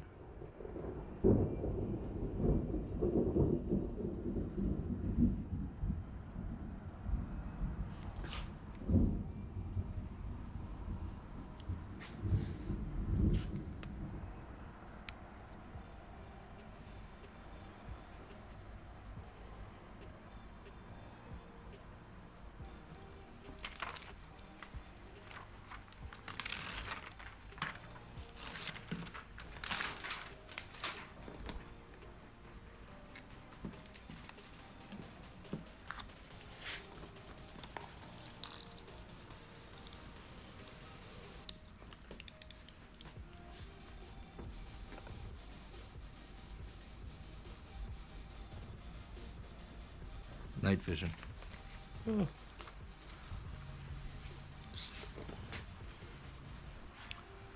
Looks like it's about to rain. I think it is gonna rain. Driver's side or passenger side? Driver's side. Okay, let's discuss this top edge cut real quickly. So before, I was an advocate of some crazy little, like 3 blades out, don't push the handle of the blade into the film, and I would go 45 down and 45 straight, and actually bend the blade up a little bit so it pinches against it. I don't do that anymore. Reason why is because I was going through blades like crazy. What you literally want to do is when I go 3 blades out, and you want to, I'm trying to get close so you guys can see, I'm going to push through the film, I'm going to lay that blade flat. Okay, so if I keep it flat here, I don't want it like that, right? Just keep it flat and just keep the angle. So what you don't want to do is you don't want to do this. As you're cutting, you don't want to change the angle of your hand. So you just want to cut right through and just keep that angle the same and then just move flat against the glass, just like that. And that has shown me to be the very best way to cut. I don't know what I was thinking doing the other way. So I'm going to show you here. Top edge, always squeegee it down. So it's nice and tight. Be aware of what you're seeing. Look, there's gaskets here, so I can't push straight through here without cutting that. So be aware of that. But I like to push it down just so I know that it's tacked down, and then I wet it. So when I wet it, now my hand is gonna slide nice and easy. If it's dry, it could jerk or it could slide the film over, which what you don't wanna do. 3 blades out. And notice here, look at my stance, right? I'm not cutting with my hand. I'm trying to show you my body here. I'm not cutting with my hand.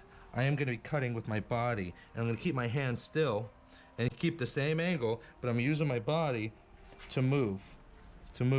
Okay? Knowledge. Because if you move your hand, then the angle could change. So I'm going to push through. Make sure that blade stays flat. And I'm just going to slide right through. Look at my body. Look at my body. Alright, and you're just going to keep all the way through. And I like dragging these knuckles this way because it keeps the film flat. Sometimes it will try to lift.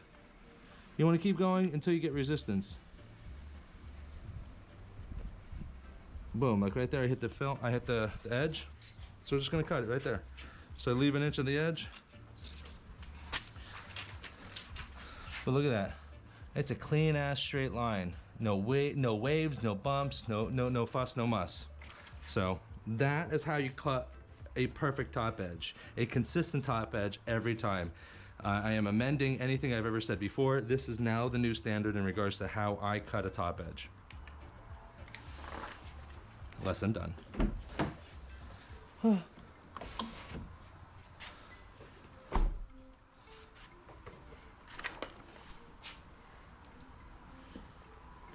These corners I'll leave, but this one I won't.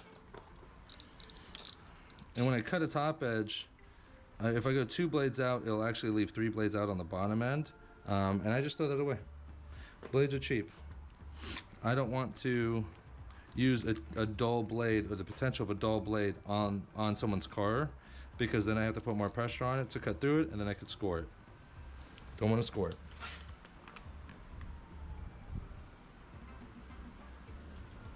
Using the straight edge because I like to use straight edge for the exposed lines, So this top line is exposed in my, like someone will be able to see it.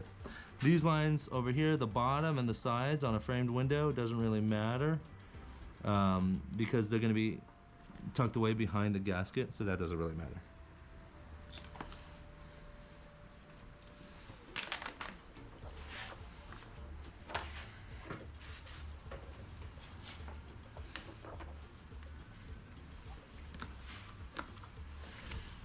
My brother-in-law had to take his bike in for repairs, and he broke his elbow. He was in a minor accident and he broke his elbow, small low speed crash, but he panic broke and squeezed the front brakes and flipped over his bike, and he broke his elbow.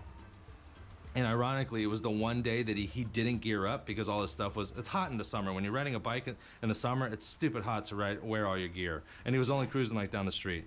But that was the time that he got into an accident, broke his elbow. Long story short, he broke his elbow. His elbow has now been healed, and he still hasn't gotten his bike back because the bike shop we sent it to a Honda dealer place just to get it fixed, and no one's working. So like when we dropped it off, there was like 40 bikes sitting out there waiting to get fixed on, and my brother-in-law's literally waited for like the better part of 4 to 6 weeks to get his bike fixed. It's crazy, absolutely crazy. And we're supposed to go and get it today, and it's raining. Bike life is tough in Florida. Like where everyone else is riding during the summer. Now granted, it's hot, right? But everyone else is riding during the summer. Like it rains every afternoon in Florida, every single afternoon. During the Granted, summer, though, we can ride all year round. Even during the winter time's not too bad, as long as you have the right gear. it rains every afternoon during the summertime, I should say.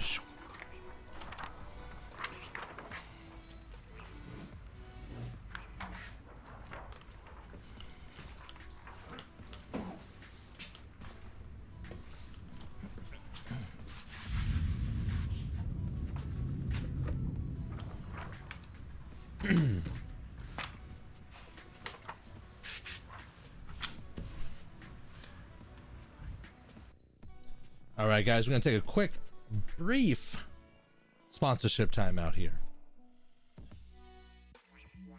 This live stream is also sponsored in part by Dry Shrink Prep. Dry Shrink Prep is the healthy alternative to dryer sheets. Made with 100% all natural ingredients, Dry Shrink Prep is changing the industry for the better, one shrink at a time. For more information and a purchase, go to dryshrinkprep.com. And for me, I like to cut everything. So I'm gonna cut everything out first, and then I'm gonna start doing all the installs, except for the back window. But then I do the back window. I do the back window first, without the sides being tinted, so I have the most amount of light coming in, so I can see the edge. If I do the windshield and the sides first, I take off all the light that's coming in, and then I won't be able to. It'll be very difficult to see the lines. I mean, I have to use a light, but why do that?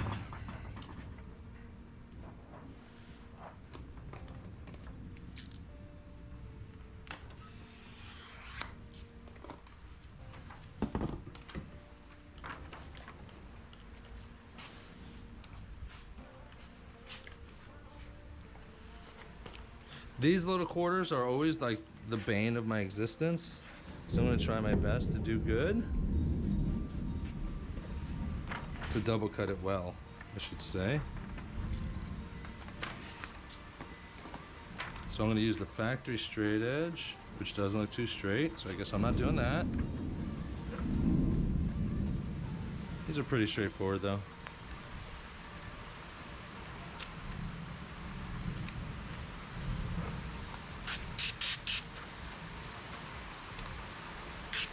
And here comes the rain. The good thing about the rain is that it keeps all the dust down. You get the cleanest installs during the rain. Facts. True.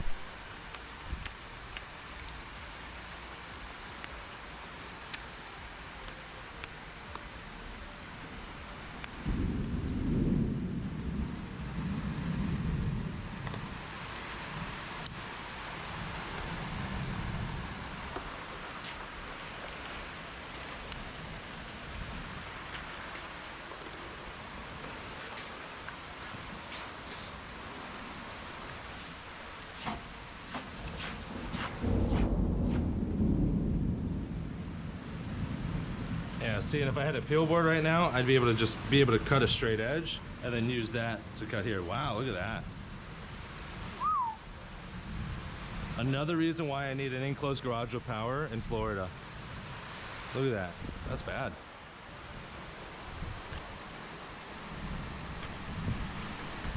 I'm trying to double cut.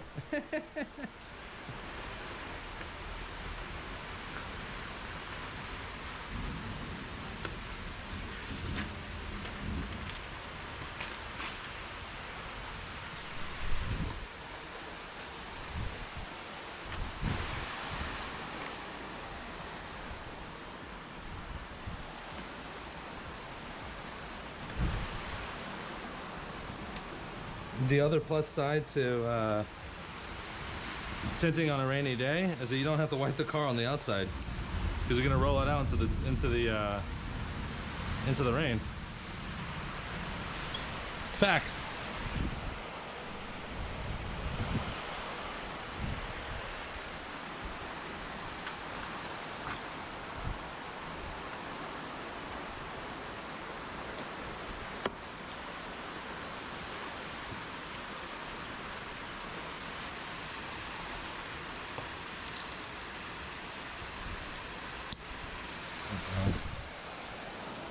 Whoa. I see you. Should I open the door? See you better? No.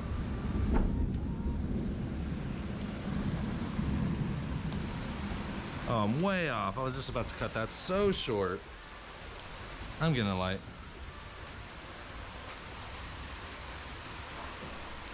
Let me get the big ass light for this little ass window.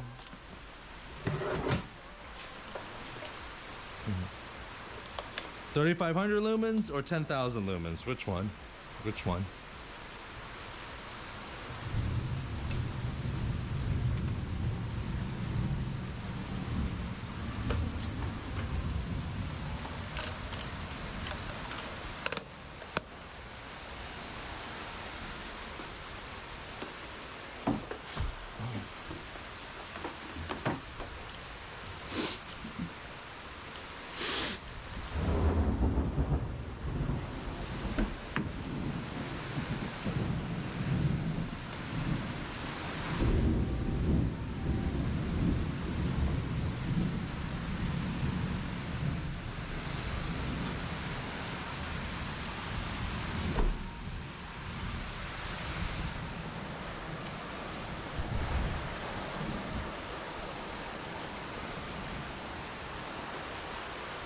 Can't see.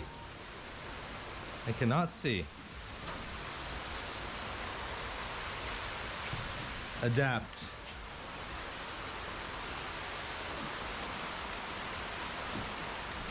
Do y'all see the shit I gotta go through to tint these fucking cars sometimes? Fucking crazy. The goddamn monsoon outside. I hate hand cutting those. I hate hand cutting, period. God damn it. I mean, look at this fucking thing. The man's just trying to make some money out here.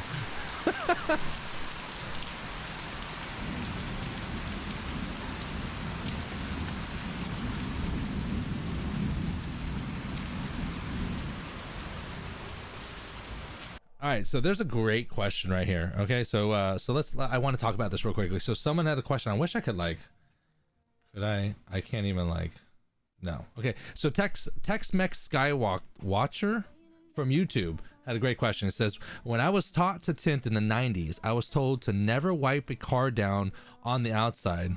One can be accused of scratching it. He said, we tint, not detail. Okay, so yes, I do agree with you on that one. For the most part, right? Now, if you're doing like a high-end car, $150,000, this thing, like, you can tell the owner brings in a fucking detailer once a week or once a month or what the fuck ever, and he's like, he's taking care of his investment, right? In those situations, I don't wipe the car down, right? Because I don't have the proper microfiber towels, and I am going to be putting micro scratches into the paint. Now, with that said, with someone's 2017 Nissan Altima or 2019 Honda Accord, right, that they clearly don't wash every single day and it came in dirty, right? And they like they're not like a car freak, it's just their fucking car and they want it tinted, then streaks on those cars look bad, right? It looks like I tinted the car and I just had streakies. Then at that point I would wipe the car down, because I know that like the owner does, it's like they use it as a car. They don't use it as a showpiece. They don't use it as a show off type of thing. They don't bring in detailers to get it in once a week or once a month. They don't have it ceramic coated. Then it's just a fucking car, right? That's most people. So while I agree with you, I'm not a car wash, I'm not a detail shop. That's not the situation for me.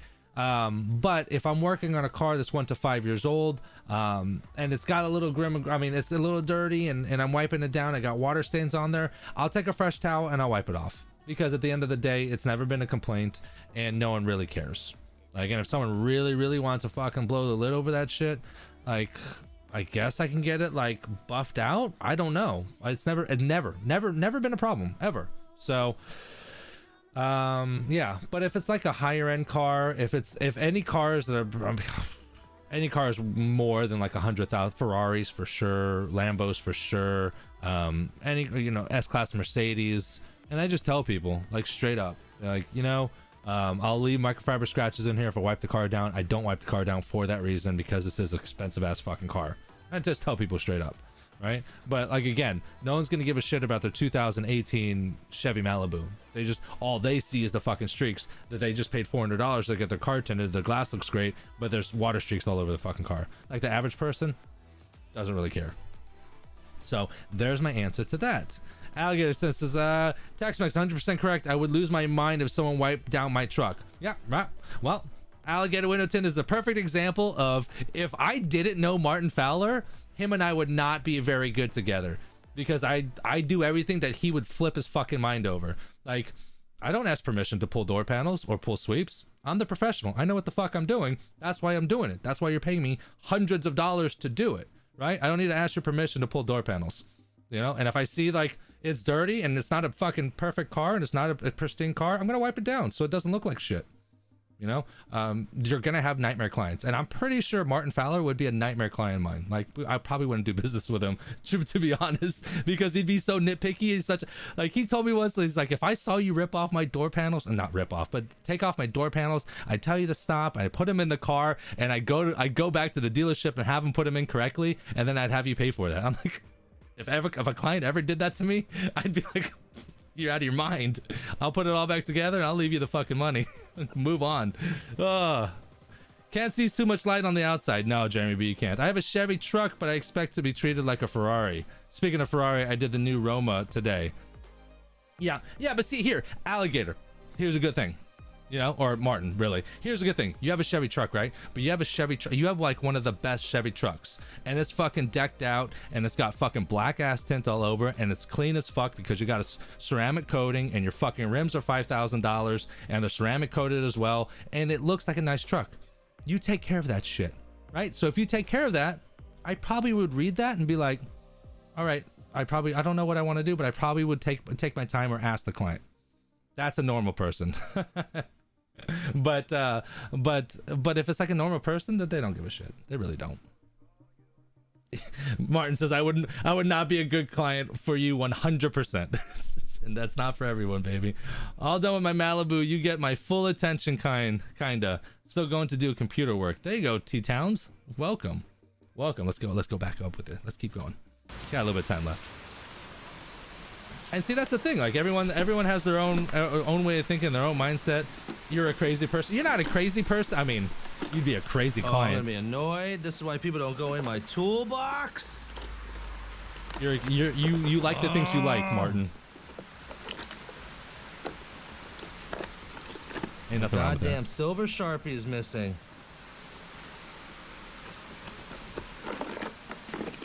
Is it? Is it missing?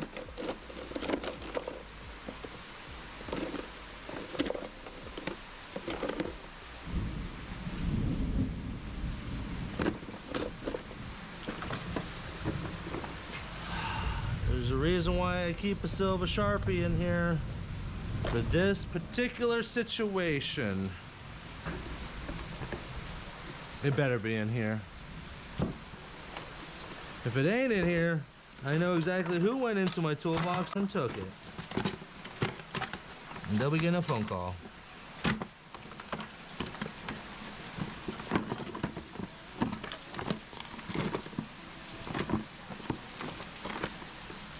Joey?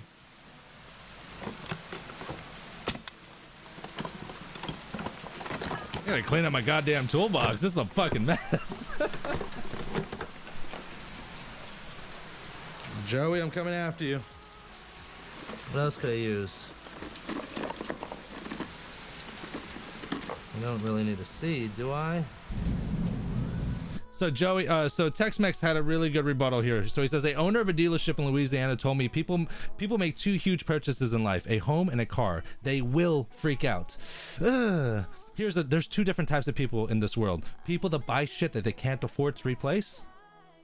Those are the people that freak out about shit. And then people that buy shit to use it for its purpose. What do you use a car for? To fucking drive the goddamn thing, right? And if it breaks, guess what? You have fucking insurance.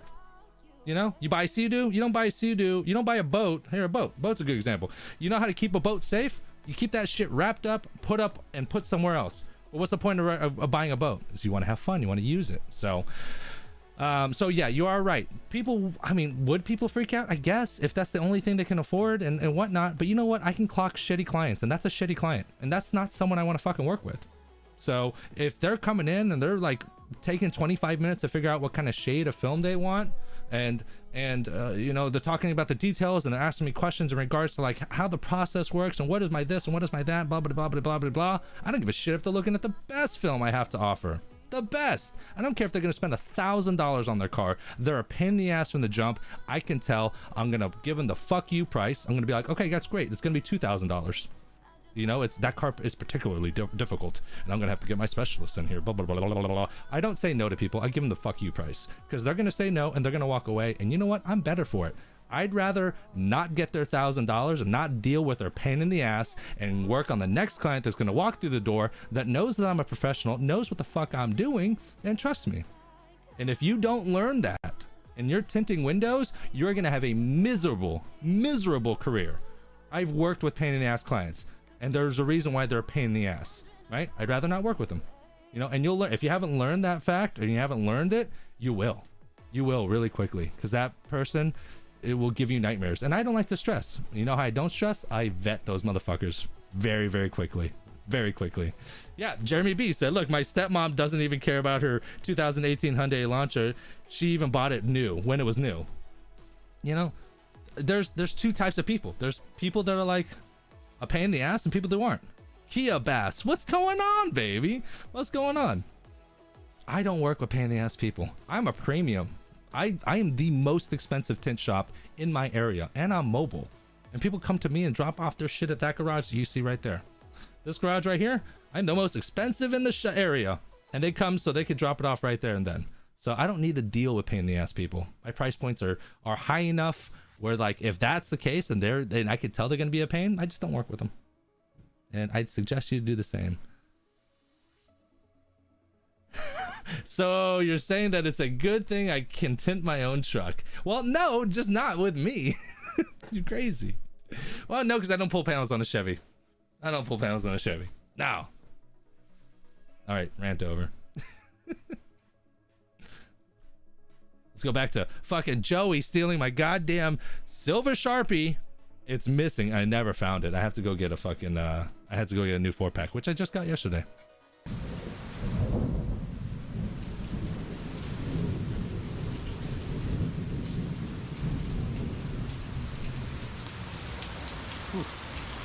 Damn, look at it outside.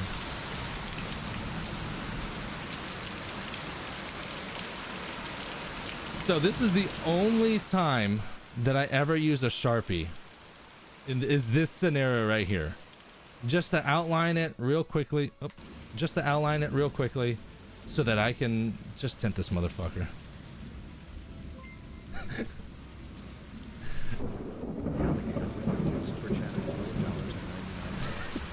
Jesus.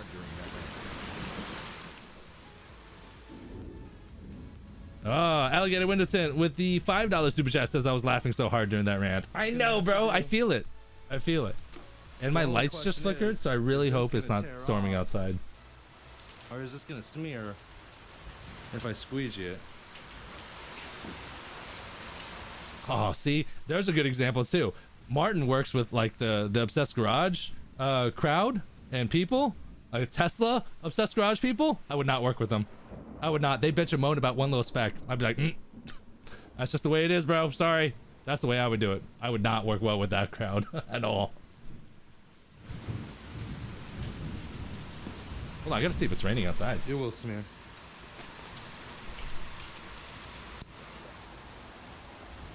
That's why I need a plotter.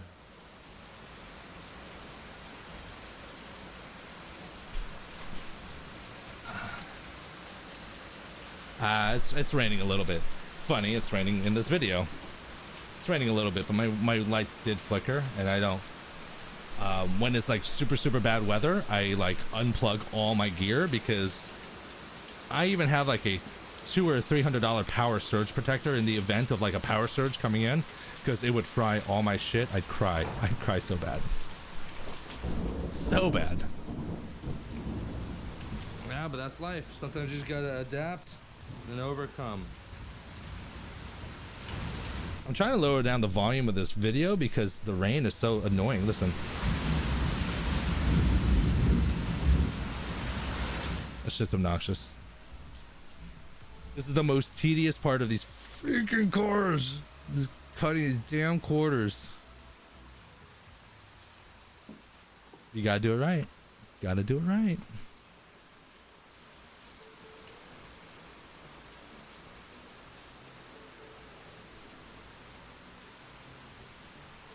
I yanked those puppies out. What you mean, Cody Becker? What you mean you yanked those puppies out? What do you yank out? Yank out the glass? Cody Becker, please explain to me what you mean about I yanked those puppies out. I want to know. Because if you know how to make my life better by yanking something out, I will. Well, that sounded bad. Yeah. It'd be a whole lot easier if I had a plotter.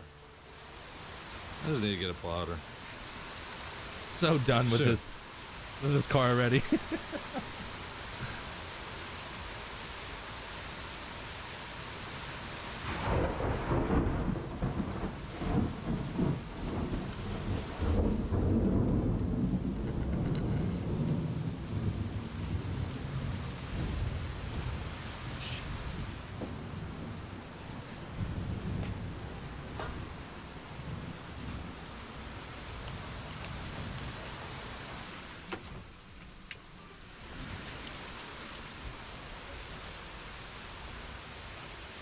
Oh, I gotta go next door to get my chair. Do I need to? Can I just do it on a 2-footer?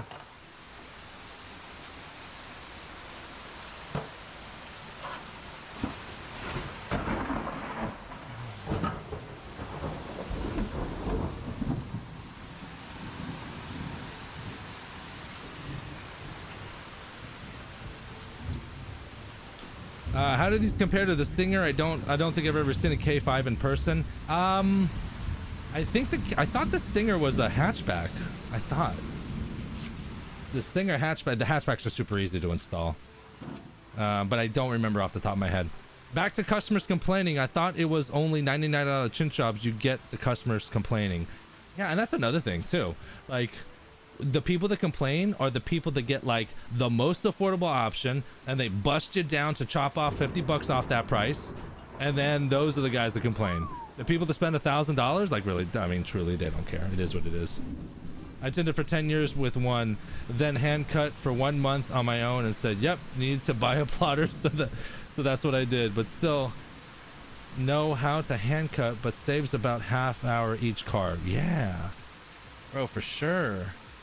For sure. Plotter cuts are for plotters are for volume. The Stinger is a hatchback. Yes, thank you. I knew the Stinger was a hatchback. I thought so. So, is the Stinger open frame windows also? I can't remember. I can't remember.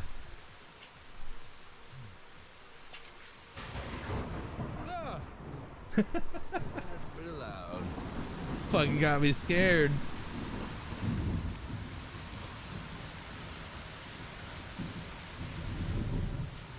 And sanity.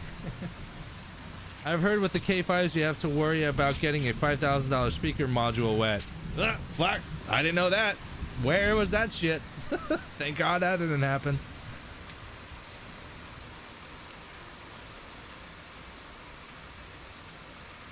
And sanity. Hey, right? Because look, I'm fucking losing my mind over these fucking quarters. Hand cut the whole goddamn car in the same time it took me to fucking cut 2 front quarter windows. I'm losing my cursing a lot. I don't know why I'm cursing so much. Got me going. Passion. Passion. Usually the same channel where the water goes down in is the same channel like the water goes down in when it rains and stuff. So like you're usually covered.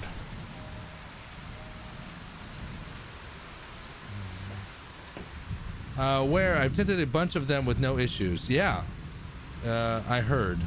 See, Kia, I heard. Let's look it up. Kia K5. Kia K5. Speaker module.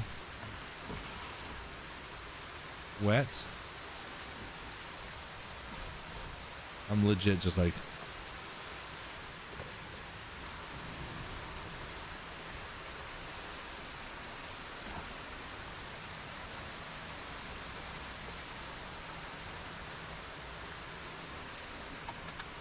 Is there a speaker module for Kia K5?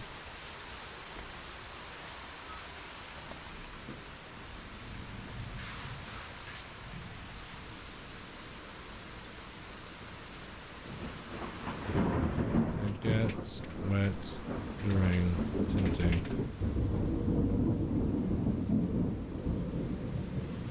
What? January 10, 2021, Matt pops up a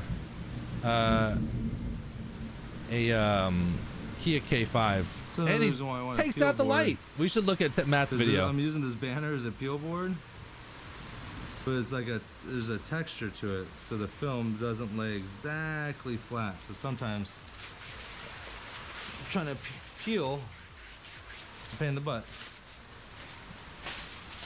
Liner on the floor.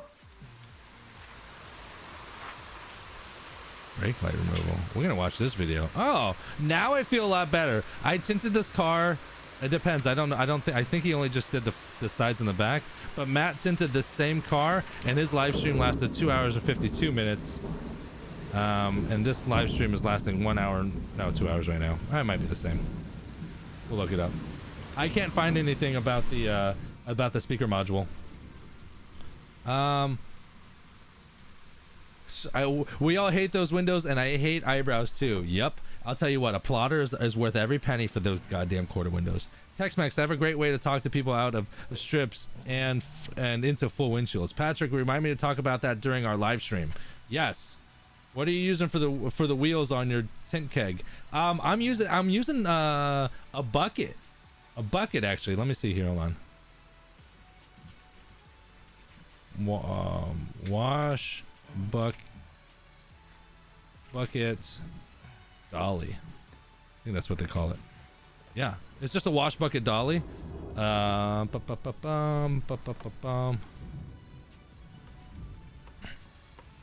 that was a good question. Someone asked, what am I using for on the tint keg? It's just a wash bucket dolly. Just looks just like this. I got mine from Walmart, but like, yeah, you're out of your fucking mind. Maybe I'm not. Obsessed Garage, $300 for 3 buckets? Quality's quality. I bet you they're the fucking best quality. Best quality. But yeah, they're just these regular wash buckets, and then I just tightened them up a little bit more so they can tighten down on the old spray tank. But I literally got mine from Walmart. So I got mine for like 15 bucks at Walmart, and it works just fine.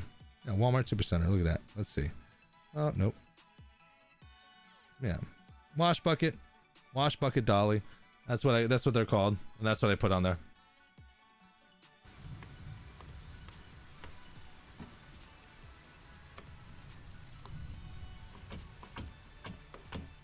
Kia says, I've heard also you got to put a soak rope under the rear deck lid to keep the amp from getting wet. That's what I saw on Matt from Tint Stuff's video. Maybe.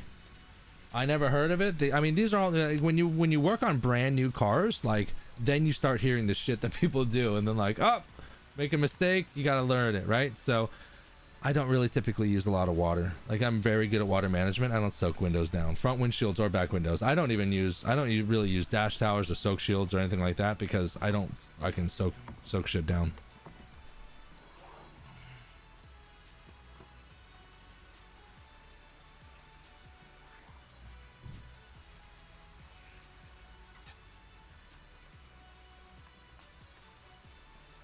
$150?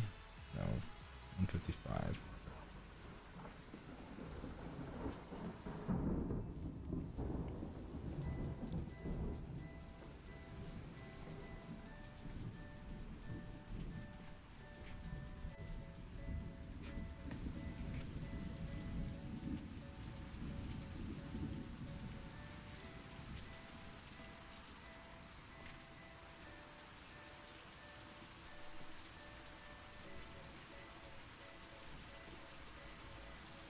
Alligator, since I like doing whole windshields with a strip. Oof. Not me. Just do a whole windshield, call it a day. Someone has to be the guinea pig, right? Right? Hunter Lloyd, right? Everyone's always, don't be that guy. You're always that fucking guy who are like, yo, I found out. And then it's the same people that did the Toyota Venzas or the Lexus NX 300s with that coating on there. Buddy of mine did it. He didn't realize or didn't read it, but just the Toyota Venza to replace the two glasses was $1,600 from the dealership, and I couldn't tell. They probably cost over $2,000 for the Lexuses. All the sweeps and stuff, I'll leave to the very end to put in. That way, I give myself, or I give the film enough time to tack a little more and dry a little more.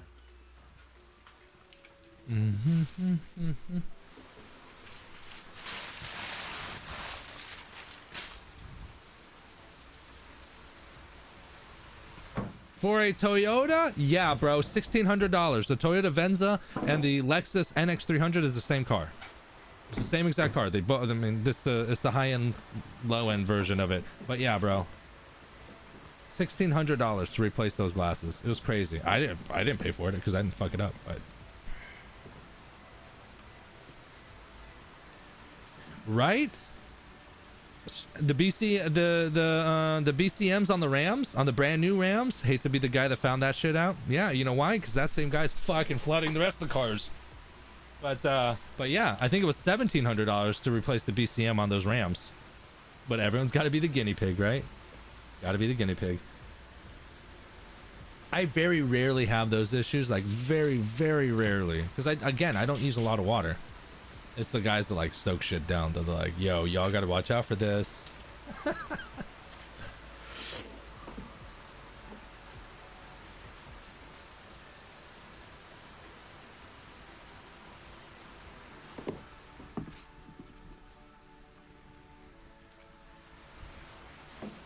Kia, you're gonna head out and eat your Chipotle. Enjoy your Chipotle, sir. Enjoy your Chipotle. Chipotle. I know my father-in-law calls it Chipotle. I laugh every time he says it. Chipotle. I guess it's like some people that say Italian instead of Italian. I call those people fucking stupid. I'm just kidding. I'm kidding. If you say it that way, I'm totally joking.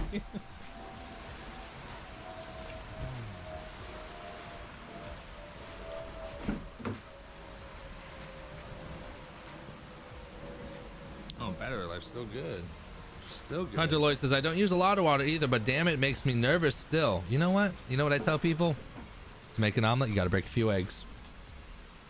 That's what I told every time I told my boss, every time I broke something from my old shop, the shop I worked at for like 4 years, whenever I broke anything, I'd be like, you know what? To make an omelet, you got to break a few eggs. How much that thing cost you? I almost died right here.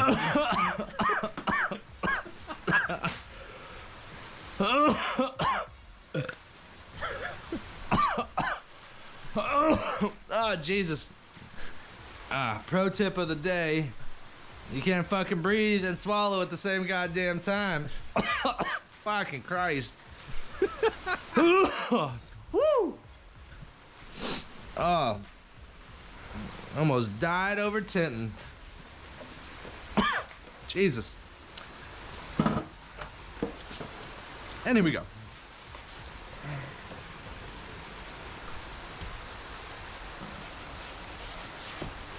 $208.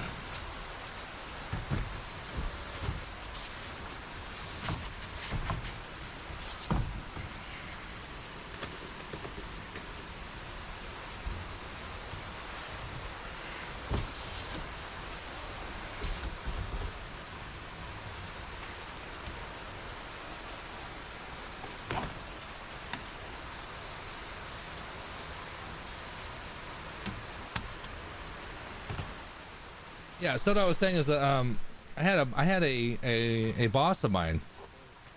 I'd never pay for shit. I'd tell him, if you gotta break, to make an omelet, you gotta break a few eggs, right? You know why? Because I probably, let's say I broke that Venza. Let's say it's $1,600. I broke that Venza. Let's just say, right? I generate $250,000 a year for her. That's all I have to say. And then it's done. My thing in regards to damage, here's my belief in regards to damage and what people should be relied on, because the owners shouldn't put the risk on the employees, right? So I had an owner, the last shop I was working for, the owner was like, nope, you break it, you bought it. I'm like, that's fucking crazy. Are you crazy? That's crazy. It's like, okay, so the owner takes no risk and the installer takes all the risk? And then, but the owner gets all the rewards? I use if I'm working in a shop. You're crazy. In case like I have to pull a liner and I have to put it on the floor. Hunter Lloyd, yes, they come easy. I warn everyone so that no one steps on it and dies. So yeah. Same thing if I'm pulling a car out. I announce it also. Double beep. Car coming out. That way everyone's aware. Depends on the pay structure. And absolutely. Absolutely. If you pay me, here's my thing. Everyone's on the same page. My viewpoint is that you cannot have no risk and have all the upside potential. The last owner I worked for that charged installers for that shit, but he didn't pay installers good money. He paid me good money because I was worth it, but he paid dog shit for the rest of his installers. He's paying this poor bastard that broke the Venza that paid $1,600. He fucking pays him $650 a week. It's a fucking joke. And Jesus. And he ended up and he's like, oh, you know what? I don't have to do this, but out of the goodness of my heart, I'll go ahead and I'll pay $400 out of that $1,600. Like, oh, excuse me, thank you. So I would have told him to fucking eat my ass. I would have fucking left right then and there. You're out of your goddamn mind. Now, should a window tinter go rogue and break everything that they touch? No. I F that twice, right? Here's my belief. My belief is that you should be allowed, and this is what I would do with my employees. My employees would get 3% of their total revenue, right? So let's just say that they can do, well, ballpark figure. Let's just say, to make it easy numbers, let's just say that they can tint and generate me gross revenue $100,000. Right? Let's just say that they can do $100,000 in gross revenue, right? Which is abysmal for a tinter, by the way. But let's just say that's the case, right? I would allow $3,000, right? I would allow 3%. 3% of damages. I think that's fair. And anything north of 3,000, anything north of 3,000, then I would have them be in charge of or responsible for it. I think that's a good mix, you know. And this is the caveat of this. Let's say at the end of the day, they didn't break a single fucking thing all year. Let's say they didn't break a single thing all year. If they didn't break a single thing all year, you know what I would do? I would give them that 3,000. So a little bit of incentive. So I give you 3%, and whatever you could generate, you get 3% of that in damages, and I'll cover that up to 3%. Anything over 3%, you got to cover yourself. But anything below 3%, I'm gonna go ahead and put that shit in your pocket. That sounds fair, right? Yeah. See, there's a difference between like a greedy ass fucking owner and then an owner that wants to take care of their people. Like when I have employees, I'm gonna fucking take care of them. I'm gonna pay people fucking ridiculously good. right? Because I'm going to make sure that they're happy and they want to keep working for me and they're going to churn out good work, right? Owners are like, how do I keep good people? I don't know. I'm paying them $500 a week. I don't understand. I'm like, well, you're a fucking asshole, bro. Fucking pay them. You charge a $400 a car. Fucking pay them. Take care of people. Take care of people. Just wait until I got my own fucking shop, my own fucking peoples. Keep it going, baby. The film is just, or the seal is just so deep and it's tacking up. So it tacked up a little bit, and when it tacks up and you're trying to squeegee, it's not a good combination, right? That's how creases happen. So there's the tiniest little bit of a light crease right here. So I'm gonna warm it up and work it out. Notice while I'm doing this, my heat gun is pointed away. I'm not pointing towards the corner because then I'll burn the shit out of all this rubber and stuff. So I'm coming up and away. I'm putting my hand on the other side. And I'm feeling the glass. What I'm feeling for is what I call the point of pain. Once I get to the point where it starts hurting my hands, I pull the heat away. Any more than that, and you're gonna start heating the glass so hot that it's gonna start messing with the adhesive and mess up the film. I've done it before, not a fun experience. But I'm heating this area, and the residual heat will get down into this corner. And that's how you heat a corner without messing up messing the car up.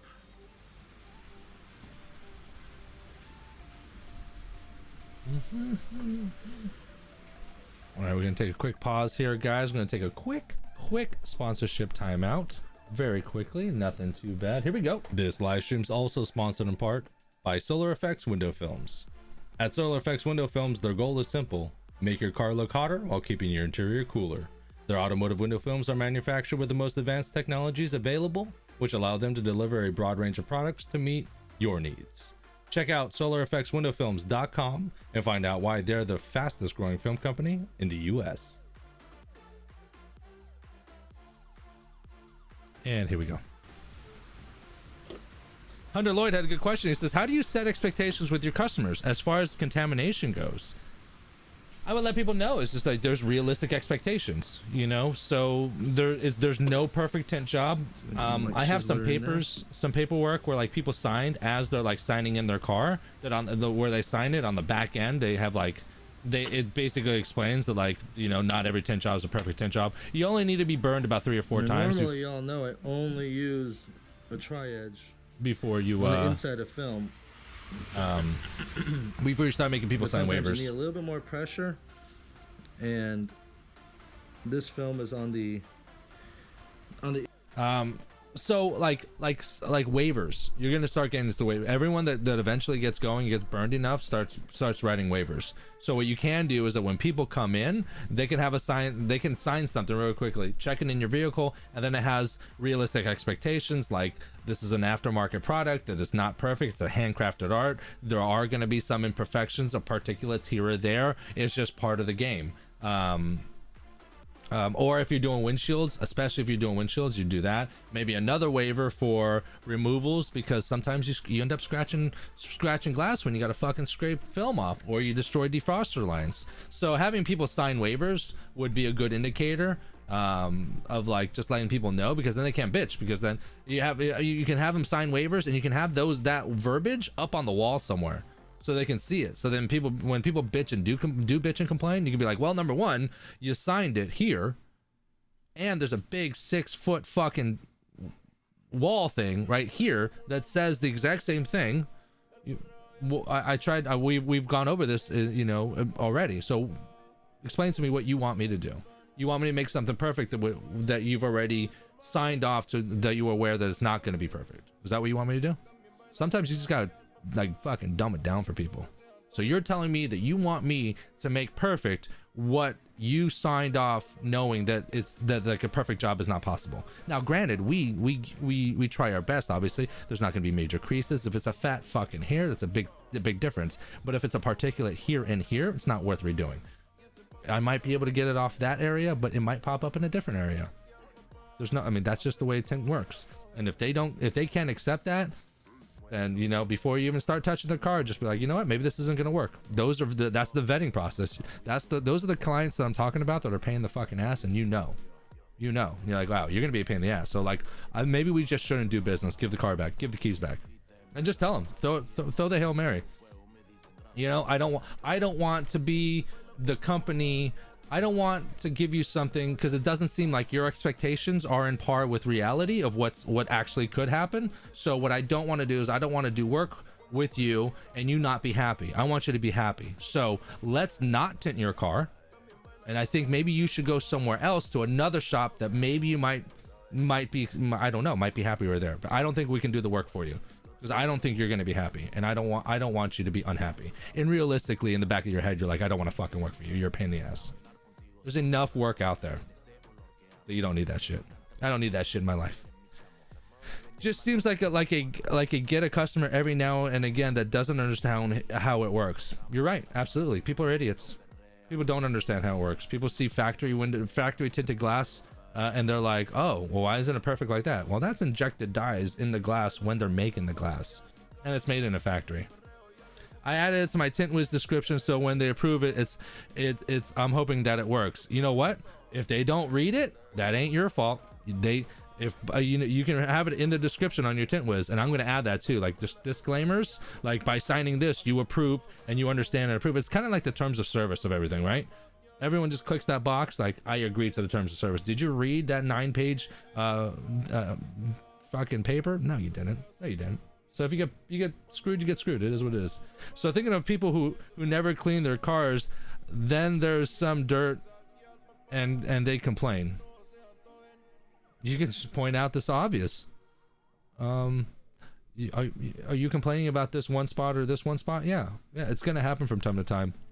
And many factors, including the cleanliness of the car. Look at your car. You got half a fucking Clearwater Beach in your fucking floor, your deck floor. Right? Your windows haven't been cleaned. Your car hasn't been cleaned in 6 months. Did you expect a perfectly clean installation when your car is barely kept up with? That's exactly how I would say to someone. Is that a dick? I'm not trying to be a dick, but it's the truth. It's the truth. So yeah, that's how I deal with people. Sometimes you gotta deal with people. When I was up in Atlanta, like we took in a client and we tinted the client's car, and the client says, oh, the glare strip isn't down as low as I thought it would be. Okay, well, I definitely understand where you're coming from. You got to acknowledge the problem. I understand where you're coming from. I totally see what you mean. But we use a computer cut system here where it's not hand cut, it's all cut on a plotter, and the glare strips are regulated already by each state law. So that's the lowest that we can go by legally. Is that true? Probably fucking not. Probably not. It's just some shit I pulled out of my ass, but it sounds true. It sounds good. And then he goes, well, I don't think my wife's not going to think that's going to be low enough. And I'm like, well, you dropped out the car, not your wife. I can't read her mind. How the hell am I supposed to know that? How am I supposed to know that? I didn't say how the hell, but I'm like, how am I supposed to know what your wife's thinking? I said, if you wanted it lower, no problem. You know, we'll make you indicate which way, how low you want to go. And if it's that low, then we have to hand cut it. Then I got to charge you a little bit more. We'll do it. No problem. But you didn't mention that before. And now you want it lower. Like, what am I supposed to do? I can't read minds here. And that's how you do it. Once again, tinters, not detailers, right? Right? All right, let's keep going. Almost done, baby. The inside portion of the the edge, so you'll never see it. In the event that my chiseler or my Platinum Easy Reach does scratch the film, you're not going to see it.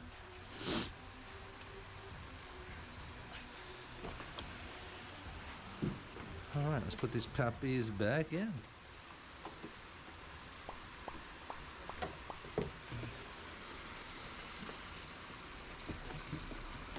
These doors are a weird angle because the frame like legit like straight up blocked the view. Sorry about that.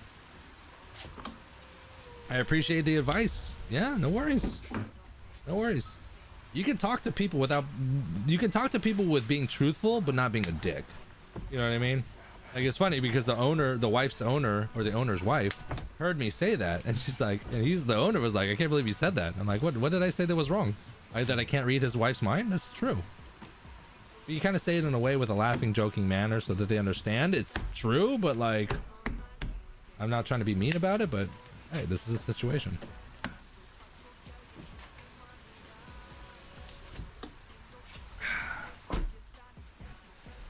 One side done.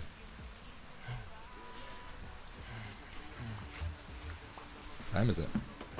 Not too Almost bad at 5. all. So what I am gonna do here, at this point, I am gonna clean the inside of the glass.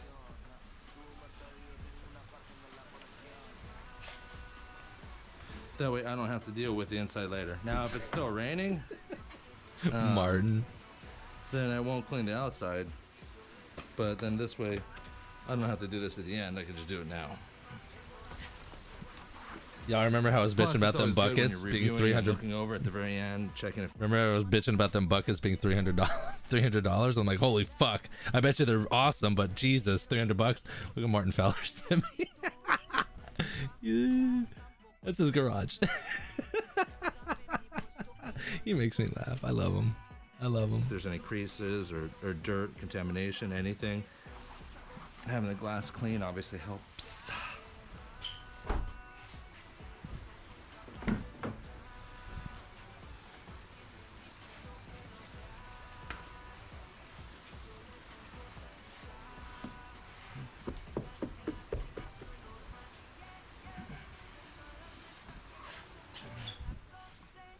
And I cleaned the back glass when I was in there. Good.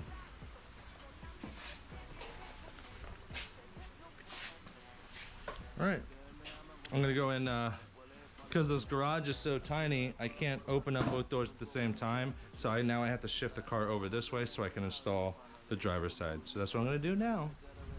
All right, now that we're here, The Flash. in case you missed it the first time around, I'm gonna go ahead and go over how to pull these sweeps like we did before. You're just gonna go ahead, the sweeps are in the door and the door panel just goes up and over. So up and over, pull that back corner, and you can pull all the way up. And this whole section is not connected.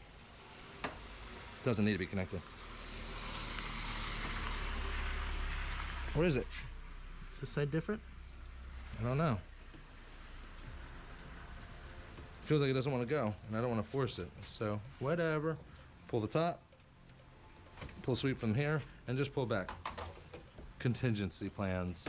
Always contingency plans. It should be the same, but I do know that I think I ran into one car where like the process to remove the door is on or the panel or the sweep on the passenger side is actually different than the process moving it on the other side, which I don't know why they would do that.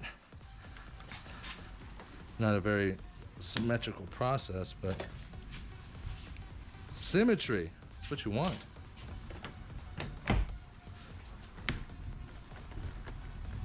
See, this back door pulls out the same.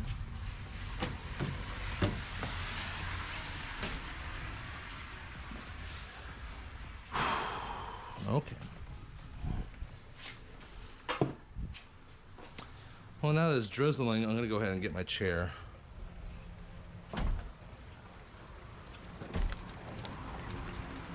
Oof. And pretty hard.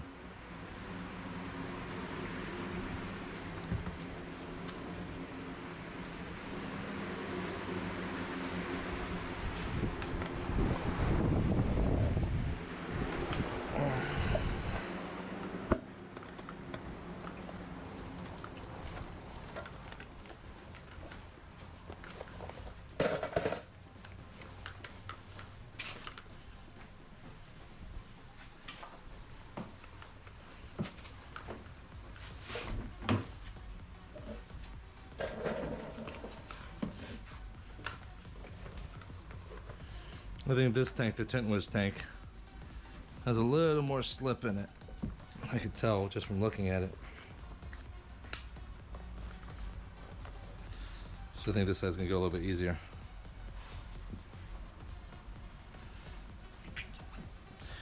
I can almost guarantee you, here's the OG tank or the black tank. I was using it at the other shop, the orange shop that I was working at. And that shop, is temperature controlled. So I don't need to use as much soap.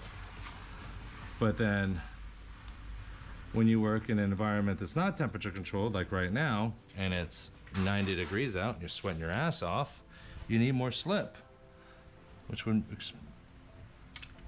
definitely explain why one is more slippery than the other.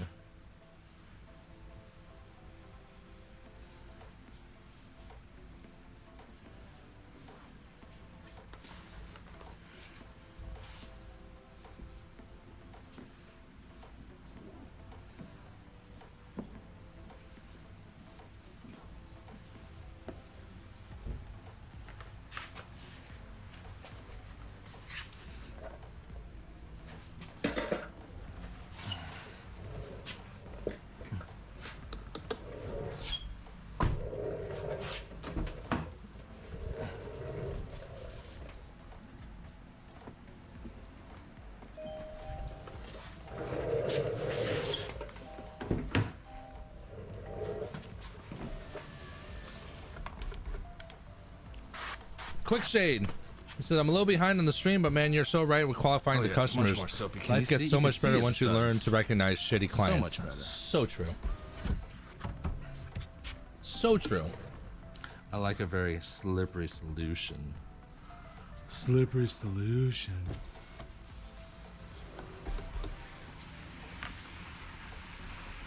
I'm actually eating some Tint Wiz candy that was sent in. Ooh.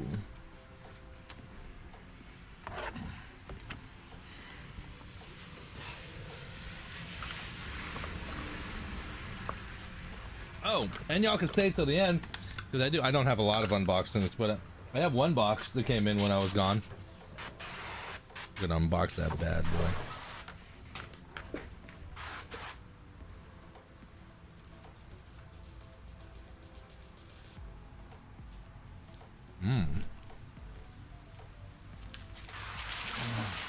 Biscolata hazelnut. Really yummy. You can tell I don't eat a lot of candy.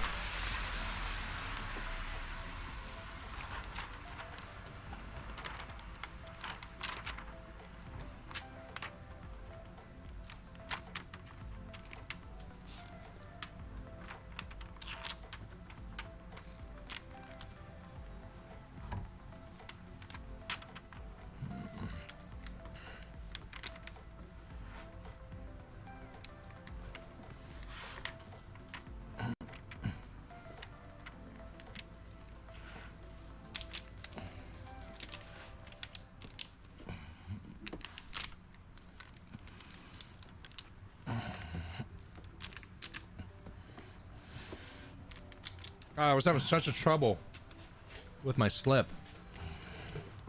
Even the other day. Nerd robes. Super tight. There we go. Rainbow or very berry? Which one? Very tight getting in there. Which one? I think blue, because I'm a big Dodger fan.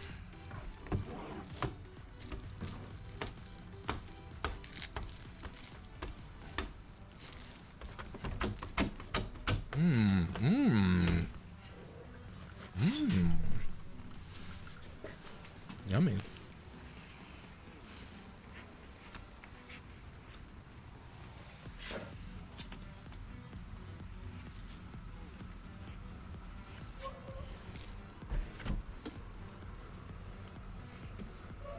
I'm trying to do these sponsorship timeouts like every 20 or 30 minutes so I can spread them out.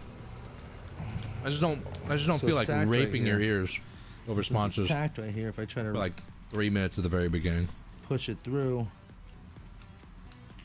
with a hard card, you end up creasing it. So what I'm trying to do is I'm trying to pull it down a little bit.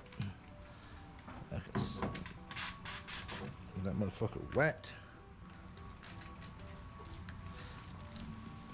Okay. Slide in. Come on. There it is. It's about all the candy I can have. Too much already.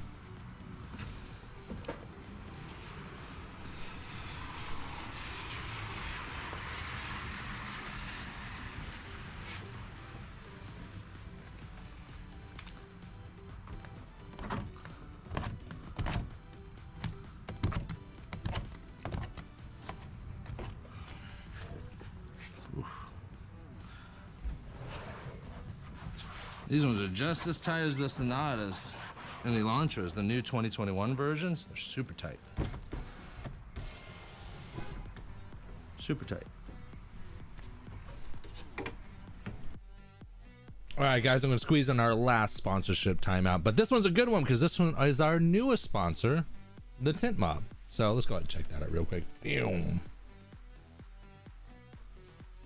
This live stream is brought to you in part by the Tint Mob. The Tint Mob specializes in lead generation websites specifically designed to help tinting businesses grow. They combine extensive market research, advanced SEO techniques, and proven web design strategies to deliver a product that is made for one thing: get your business consistent, exclusive tint leads year-round. The Tint Mob also offers SEO services for your own website and online automated upsell checkout funnels that can be added to your website. The Tint Mob, revolutionizing the way customers purchase window tinting services. Very nice, right? Welcome, the Tint Mob. Welcome as a sponsor, channel sponsor for the next year. So that's going to be really exciting, really awesome. Get used to seeing the Tint Mob. Welcome to the fan. Welcome to the Thunderdome, bitch. Let's do it. Keep it going, baby.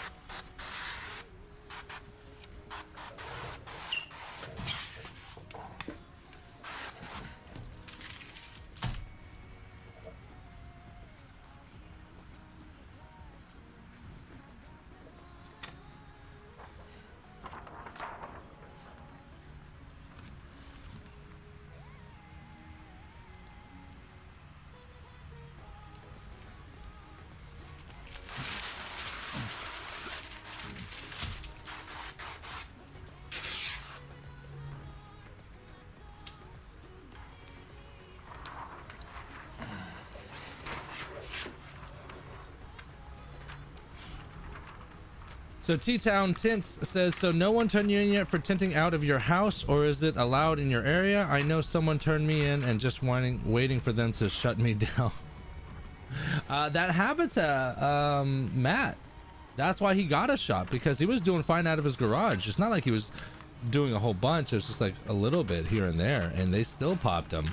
I mean, the apartment complex I live in knows what I do, and I don't do a lot. It's not like I'm burning and turning 3 or 4 cars a day.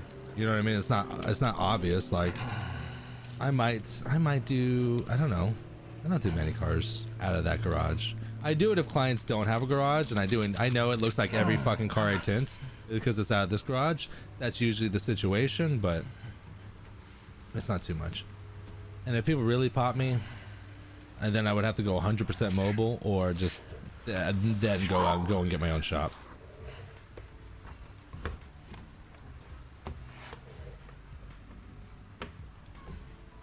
But for the most part, I live in a good neighborhood. I live in a good apartment complex. I pay my rent on time. I've never skipped or missed rent. And I have 2 garages, and I'm looking for a 3rd. So I'm a good client. So why rock the boat?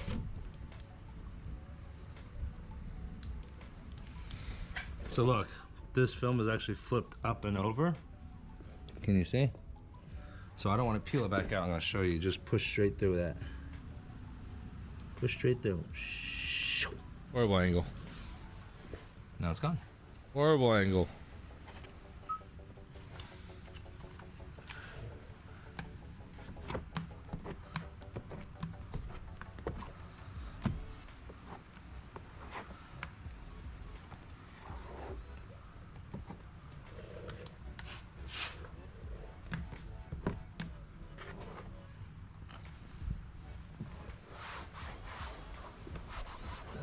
Almost done. I think that's pretty much it. Yeah. Y'all get it. I squeegee out this front quarter.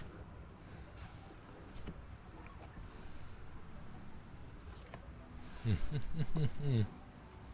little bit of a longer live stream, which is okay. This is okay. It happens from time to time, just being able to see the full process. But it's good. It's good. Oh, let's see. I don't even know what this is. Let's do a quick unboxing. I think it is from Tint Wiz though. Health insurance, Uline. I paid them already.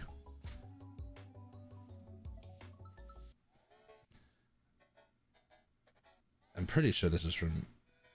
Yeah, I don't know. Let's take a look at what I got.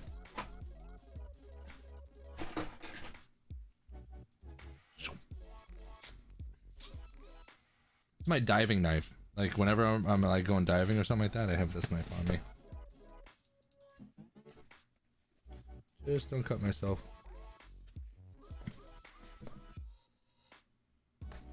Come on.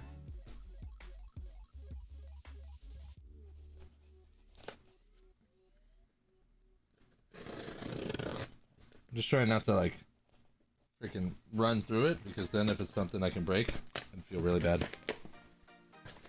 What do we got? What do we got? What do we got? I'm put my knife away before I stab myself.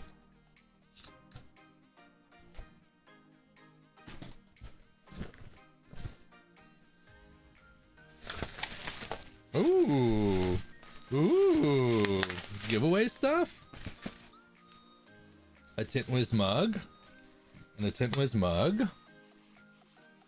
And, ooh. And some of the squeegees. Okay, so this I didn't know. These are cool about these mugs. So this mug is actually it's a UV mug, and I didn't know that. Like I found that out like someone showed me the video. Like you take this mug and you put it outside in the sun and the thing turns purple. Which is so cool. I think it's so cool. So I got a couple of those. This is cool. All right, all right. How should we do a giveaway? I think we should do a giveaway. Yes, for sure. How do we do a giveaway? Who wants it? Let's see. I don't know how to do this. So if you guys are watching here, what's the best way to give a giveaway out? I'm gonna do 2. I'm gonna do the cups, and look, these little purple squeegees. these like newer squeegees that like everyone's using. Like TintWiz got their own. This is cool. I need to use these. I know I saw Jason Omeletsky using these for installs. I think there's enough for 1, 2, 3, 4, 5. 1, 2, 3. 1, 2, 3, 4, 5. Okay, so there's the oval ones, and there's the ones with the with an angle one. See the angle one. So I have 5 sets of these. So let's do a giveaway. I'm gonna do a giveaway. I'm gonna do 7 giveaways total. Nothing crazy, right? I'm gonna do a set of these, or I'm gonna do 5 sets of these, and I'm gonna go ahead and send out these cups. 2 cups. 2 cups and 5. They're awesome. I've been using Matt's green ones. I gotta try these. I've never tried these, and I have a whole bunch more, so I should try these. Everyone in the chat should get one. Oh, in the chat should get one. I don't have enough for everyone in the chat. Actually, I like pushing fingers out, no scratching. Ooh, I should try these then. Maybe I won't give these away. I'm just kidding. I'll give them away.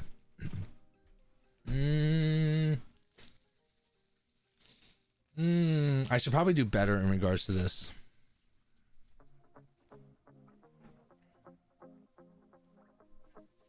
Okay, I'm gonna think of it. Okay, I'm gonna think of something. I like those pushing out fingers, no scratch. Oh, I read that already. So I'm gonna figure out something for these giveaways. And I have more stuff to give away too. So yeah, I'll think about it. I'll probably post a video either on. I'll definitely post a video on YouTube because that's where a lot of the followers are watching right now. But I'll also do it in the groups. Just to let you guys know too, I did start a second group. So like Window Tinting Business has been a private group for the longest time. We're over 12,000 members. We're about to be 13,000 members, which is a great group. The issue is it's very difficult to share outside of the group. So I started another group called Window Tinting Business, but it's Window Tinting Business, the public page. So let me show you here.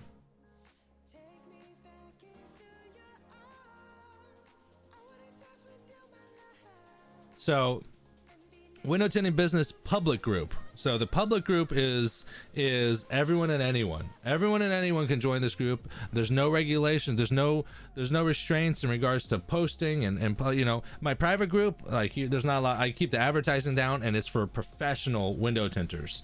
So you're more than welcome to join the professional group. But if you guys are just, you want to be able to post stuff and talk stuff and anyone can join, then you guys can go ahead and check out the new Window Tinting Business public group. Which means that everyone can put up everything, and this is where I communicate through to my followers. This is much better than like YouTube. Like I can do posts, but I can't really see how many people get it, and it's just easier to have a Facebook group. So I am gonna go ahead and put together some giveaway stuff, and I'm gonna post them in these groups right here. So if you want to get in on that, you can get in on that, and if not, then I guess you ain't getting shit. So I think that's it, guys. I'm gonna get some really good videos out of this live stream. Some quick ones. How to work a small crease out. I am gonna do that as a quick, like these are all like 2-3 minute videos, right? How to work a small crease out, done. How to cut the perfect top edge when hand cutting a window, done. How to remove the sweeps on a Kia K5 2022. That's gonna definitely be a video. Double snapping bottoms for back windows. I went over that briefly. I think I might put it in just because it's what I do, and then I can just reference that video. What size film should you get for mobile? I did kind of go over that as well. So there is 1, 2, 3, 4, 5 videos that are going to be coming out of this live stream. So that's some good stuff, just kind of breaking down the highlights of it. And then if you're going to rewatch this in the future, I don't know if you are or you aren't, I will have chapter breakdowns. So then that way you'll be able to see what I'm doing throughout, and you won't have to like scrub through it. So yeah, we'll see how it is. So, all right, is there anyone else? Anyone have any like last minute questions, concerns, shout outs, criticisms? The one thing I don't like, and I just realized this, is that like I also streamed from the Facebook group, the public Facebook group, and I thought I could only read it because it was private from the other group. Come to find out, all the Facebook groups, like I can't read. I can't review, I can read, and I don't know.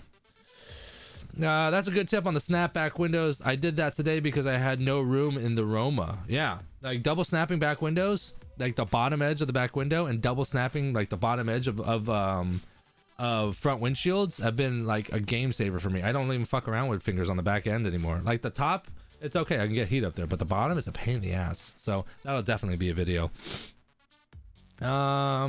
So let's see, we got some stuff lined up. I'm starting to get stuff booked up for these interviews, these video podcast interviews. So basically, like I said, if you guys haven't heard of it, I haven't heard me talking about it, it's going to be like a Joe Rogan style podcast interview where it's going to be video and audio, and it's going to be recorded live, but it will not be shot live. Like I'm going to be able to come in and have like shots of both of us and shots of just the interviewer and just the interviewee, and things of that nature, and I'll be traveling to do that. So that's going to start gearing up.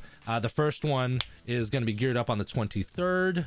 I'm doing a practice run next week with my wife, actually. So these are going to start to become really, really cool. So that's just some more content I'm going to be doing. A sneak peek, the one on the 23rd is going to be with Martin Fowler, so that's going to be a really fun one. We've done an interview before, but I hated the quality of it. It looked like dog shit, and the seating wasn't right. Martin was like in a regular seat, and I was like in this seat. So like, and if you guys don't know, Martin is like fucking like 4'8", right? So like I would like tower over him. So this way we'll look like we're even and such. So yeah. All right, guys, I think that's it. Yeah. I guess we'll talk soon. I miss y'all. I love y'all. Be good.